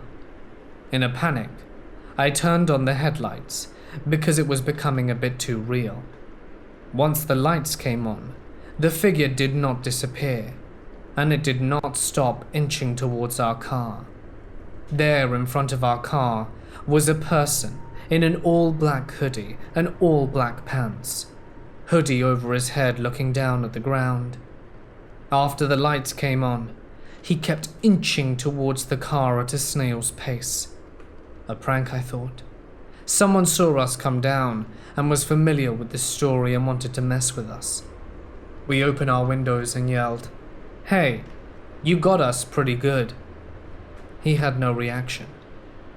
Thinking he was just trying to stay in character, we laughed it off and backed out of the bridge and began heading back up the hill. There was a parking lot up at the top of the hill, still pretty deep into the woods. Maybe a minute or two drive from the bridge. We decided to head up that way to gather our thoughts and sort of process everything that had happened, since adrenaline was still running pretty high. We got to the parking lot, which is normally about a quarter full on a busy weekend during midday, with hikers, as it was a pretty popular hiking spot in the area. But 2 a.m. on a Wednesday, this place should have been totally empty. Upon pulling in, every spot was full. Considering the park closed at dusk, this was a disturbing discovery. We parked in the middle of the lot, trying to figure out what was going on. I grew up just minutes from the area, and the amount of cars in the lot was probably the equivalent of the nearest town's population. We sat in the lot for 5 to 10 minutes, just talking to each other, trying to figure out what was going on, when 2 German shepherds came running down the hill. They stopped at our car briefly, and then continued running off into the woods. The girl that we had brought with us had a look of horror on her face, and told us that we needed to leave. Confused and a bit concerned, I agreed and left the area quickly. She put everything together and said that cult activity in the area around us was very high. German shepherds are commonly an animal they use for sacrifices. I don't know where she got this information from, but all I know is that it has been about 5 years. I never saw her again, and I never went back to the bridge after that night. I'm a junior, so this was either 10 or 11 years ago, back in either 2nd or 1st grade, before I moved across the city I had lived in at the time, though I remained at the same school. So when I was a little kid in elementary school, I would always take the bus with my friend Addie. We aren't such close friends now and grew apart towards middle school, but we were good friends in elementary school, with her being the first person I ever met at school. Our bus driver seemed like a pretty friendly guy. I don't remember much more than a face, as most of the time on the bus I was prioritized with my dolls that I would occasionally carry around with me, or my friends, or with whatever else a kindergartner or 1st or 2nd grader has to be preoccupied with. But the driver acted differently towards Addie than I, or anyone else for that matter. For our birthdays, he would sing happy birthday and get the other kids on the bus onto it. How he even knew our birthdays, I'm not sure, but we were kids, and someone probably got excited and said something. He also always referred to Addie and I as princess. It wasn't like some people call every female they meet darling or sweetheart, or other terms of endearment or pet names. It was just us two, and maybe 1 or 2 others that he would say this to. We were little kids. We didn't see anything wrong in this being treated differently. We come to find out a couple of years later, when I was in middle school, that he'd actually been fired and arrested. My old bus driver was in prison for trying to keep a girl, one of the middle schoolers, from getting off the bus, and she'd had to yell out the window or call someone. I'm not sure of the details. Either way, he was in prison for trying to hold a girl against her will, and thinking back on how he treated my friend and I have no doubts he eventually tried something similar with us, if he'd have gotten the chance. Not to mention that it was creepy in general to single out 2 young girls and treat them in that way. Let me set the scene. A small shop in Paris, and I'm on a school trip to France with other pupils. Now, I have always been on the tall side, so I may have looked older than I was, but at the time I was 12, but I looked at most 14. We were looking around and see this 30 to 40-year-old shopkeeper staring at me. Not so much staring, but leering. Then he starts saying to me, "Bisous, bisous." Now, I didn't know much French, and none of the people I were with knew what it meant. Everyone felt uncomfortable, so we left. We later asked our French teacher what it meant, and we found out the creepy guy had been asking for a kiss. What a creep. I was 12 years old. This happened last night. My friends and I were all hanging out, and it had already been a hectic afternoon, without getting into too much detail. It was a relatively warm evening, so we were going for a walk around the town that the majority of us lived in, which is something we do often enough that we would have felt safe doing it individually, let alone the group of 7 people we were in now. There were 2 15-year-olds and 4 16-year-olds, one of which was a month away from being 17, so we had been walking for over an hour now. We always walked to this ice cream shop, which is the furthest point from the house we meet at before we turn around and go back. We were already halfway home, from there at this 4-way intersection by a Dunkin' Donuts. We're approaching the intersection, laughing about something stupid, when this lady across the street starts screaming. She was borderline old, late 40s to mid 50s. The crazy lady goes, "Wait, stop." She runs across the intersection through the traffic to get to us. Now at this point, all instincts are telling us to turn around. The problem was, to get home, we had to go in the direction this person was running from. We approach the intersection just as she reaches us. "Oh good, you're all teenagers. Will you come to our concert later?" Crazy lady says. "We have 4 bands. It's teenager music. We've got free pizza and snacks like brownies and cookies. We even got a popcorn machine." Needless to say, we were a little disconcerted. We tried to politely decline, saying that it was getting dark and that we were on our way home. However, she would not let us get a word in edgeways. My friend tried to tell this lady that she didn't like that type of music, but she quickly changed her original statement. "It's all kinds of music. Come on, you'll love it. If you don't like it, you can walk right back out. It's just a mile up the street right over there. Come on, you'll fit right in." She then tries to force us in the direction of the concert, trying to get us to follow her. As if there hadn't already been multiple red flags, this was the first of the most significant ones. All of us were extremely uncomfortable now, but trying to laugh it off, my cousin was smart. She held up her phone to her ear as if she was calling someone. There was terrible cell service in my town, and I know she was faking it, which is something that made everyone even more nervous. "Hello? Oh yeah, we're on our way back now. We'll be there in a few minutes. Sorry, my dad's calling," she says to the crazy lady. Now, crazy lady took practically no notice of this. She just kept trying to convince us. By now, the sun was almost completely set. We were all itching to just get out of there and go home. "We have to ask our parents first." And here's the most unsettling part of the whole conversation.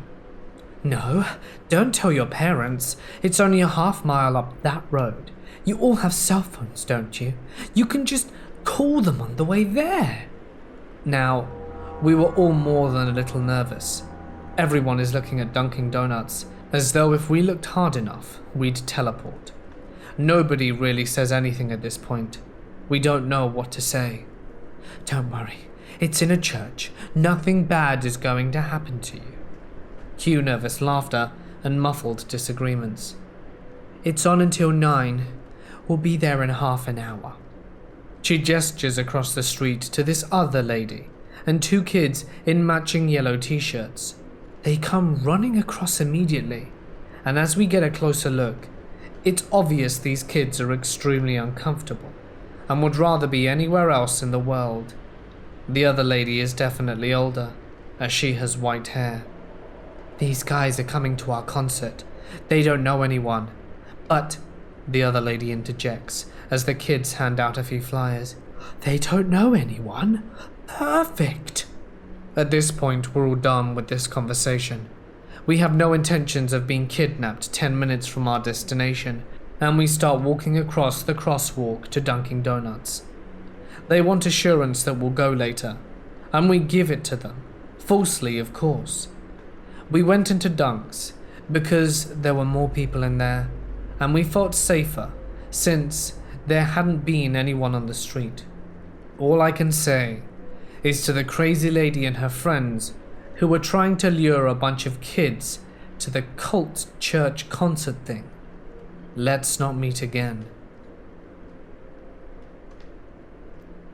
There is an old abandoned factory in my city that's been shut down for about 40 years now. And since it was abandoned, people have explored and left weird stuff in certain rooms. There's a whole room filled with 80s memorabilia, never opened cassettes, old dolls, and of course there's the usual graffiti, creepy writing on the walls, and symbols that are supposed to look like they're part of some ritual. Like any abandoned place, there are a lot of legends surrounding it. No believable claims, but they're enough to freak people out. A couple of years back, a friend and I decided to go check it out. Once we get there, we circled the whole factory trying to find the best way to get in, and it looks pretty much boarded up. The old loading docks are loaded to the ground to keep them from opening. Windows boarded up, metal doors locked and chained. We finally find a rolling door that looks like it can open up. It takes about 30 minutes, but we're finally able to get about a foot in off the ground, enough for us to army crawl under it. Looking around the room, there's some usual moth-eaten mannequins and a bent-up bike, but nothing too unusual or creepy. We walked about 10 feet into the room when we heard a chuckle coming from the corridor maybe 50 feet away, like a deep, throaty laugh. Needless to say, we booked it out of there pretty fast. I am a 17-year-old boy from New England, and this was an incident that took place about 3 years ago. This was the most traumatic experience I've ever had as a kid. For background, I live in a fairly quiet suburb and always hated school and had friends who hated it as well. My best friend Kevin had decided one day to bunk school. We were very mischievous kids after all. We weren't very big, so we could sneak past people and through things quite easily. Our school's fence wasn't the most secure, so getting out wasn't too challenging, as our school never had cameras at the time either. The exit from this fence led to a long, quite remote road with abandoned houses. This road was really vacant and quiet. Nobody lived there besides a few old folks, so the chances of us being spotted from leaving school were slim.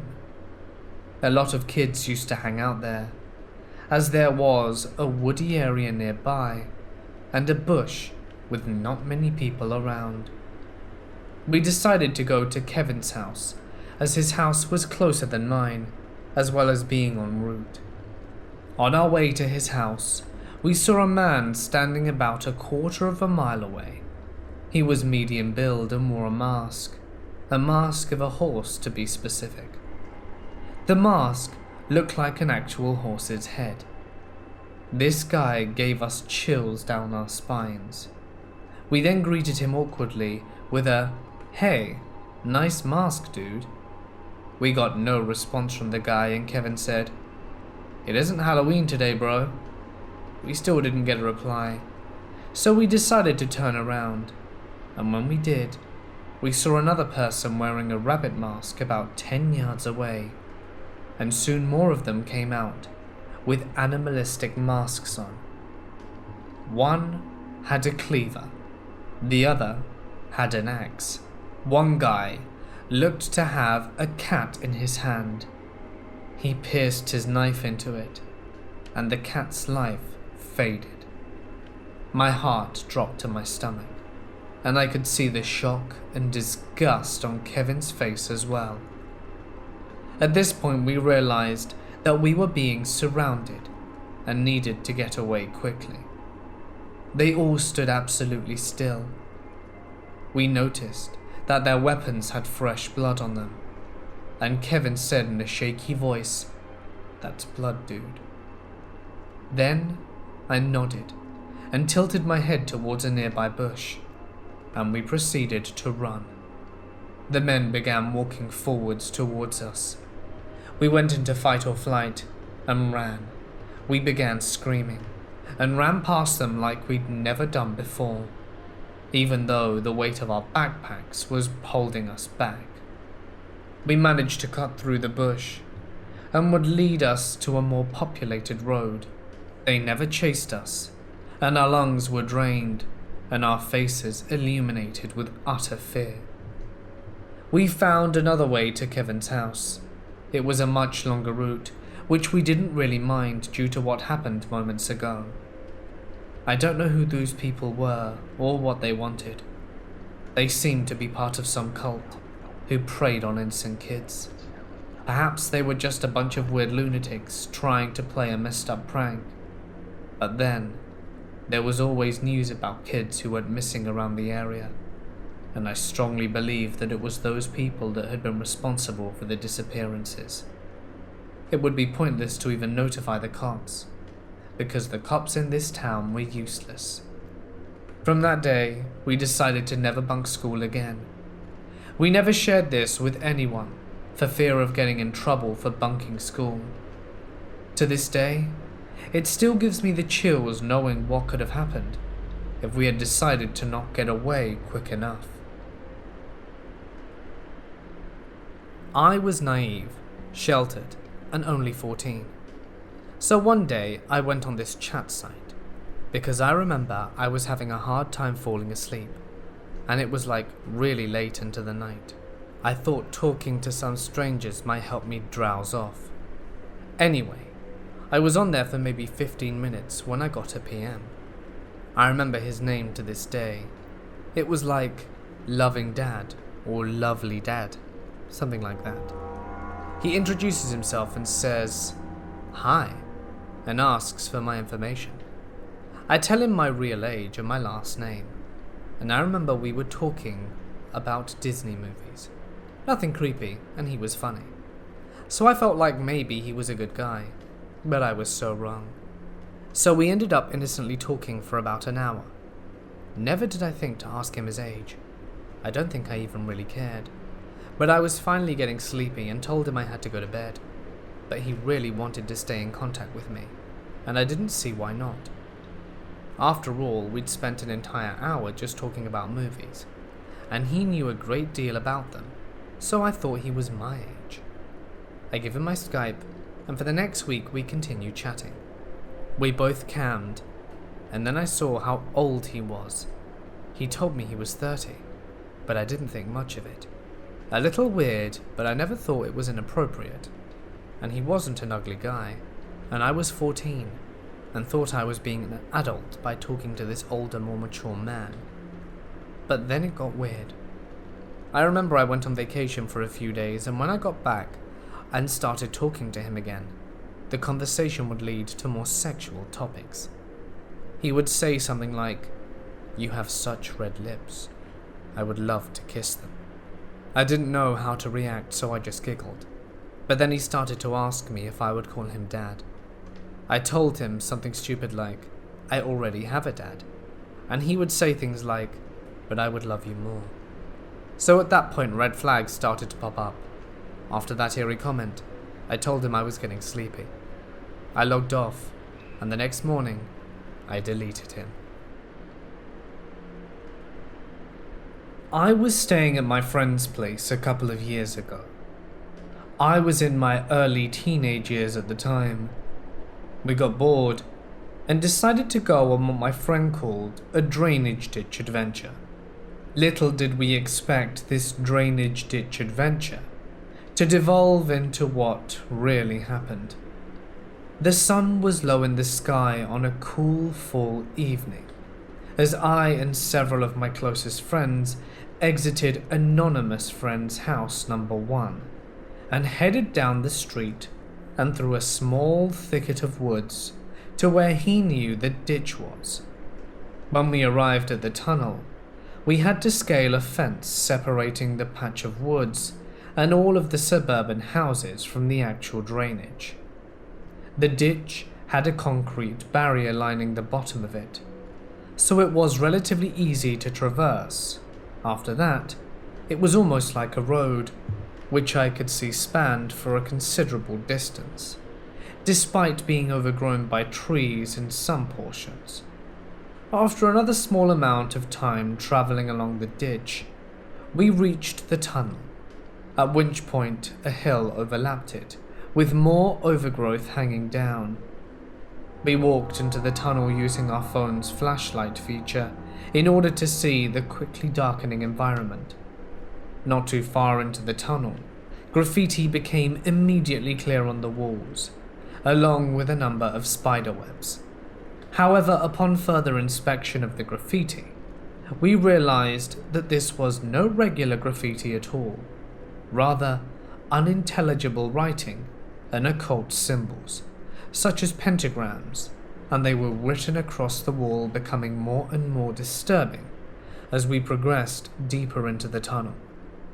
As we went further into the tunnel, both my friends and I noticed a low-pitched humming coming from the depths within the tunnel. At first, the noise was barely noticeable, but as we progressed deeper, it became audibly louder. By now, we were thoroughly creeped out and convinced something strange was happening.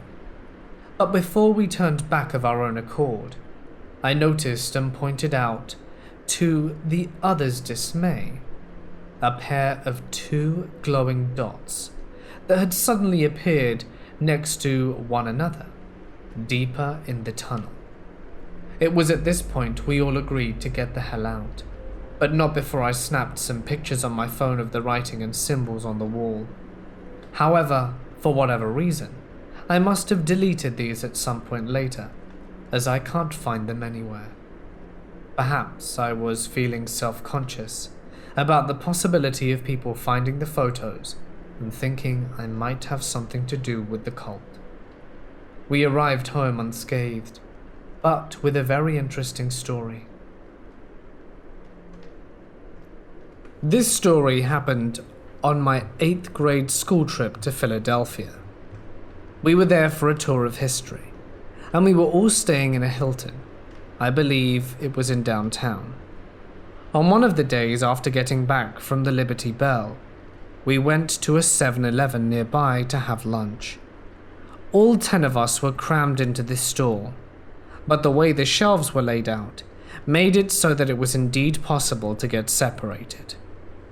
I was at the counter getting a slice of pizza when a guy who looks to be in his early 30s walks into the store. He sort of stands around while the counter guy is grabbing the pizza and waits. After the clerk gives me the pizza, the man who just came in approaches me. He asks me for a favor, waves a $20 bill in my face and tells me to come outside to meet him for said favor. Keep in mind I'm only 12 at the time. I stand there frozen to the ground, not knowing what the hell to say to this guy. Luckily, my teacher, who was 6.5 feet tall, walks over to us and tells the guy that he's my teacher, and if the guy needs anything he should ask him. I guess the guy was intimidated enough that he said, "Oh, okay," and walks out the store. While I wasn't intending to go outside with the guy, who knows what could have happened if I did. I don't want to go to Philly again until I'm an adult now.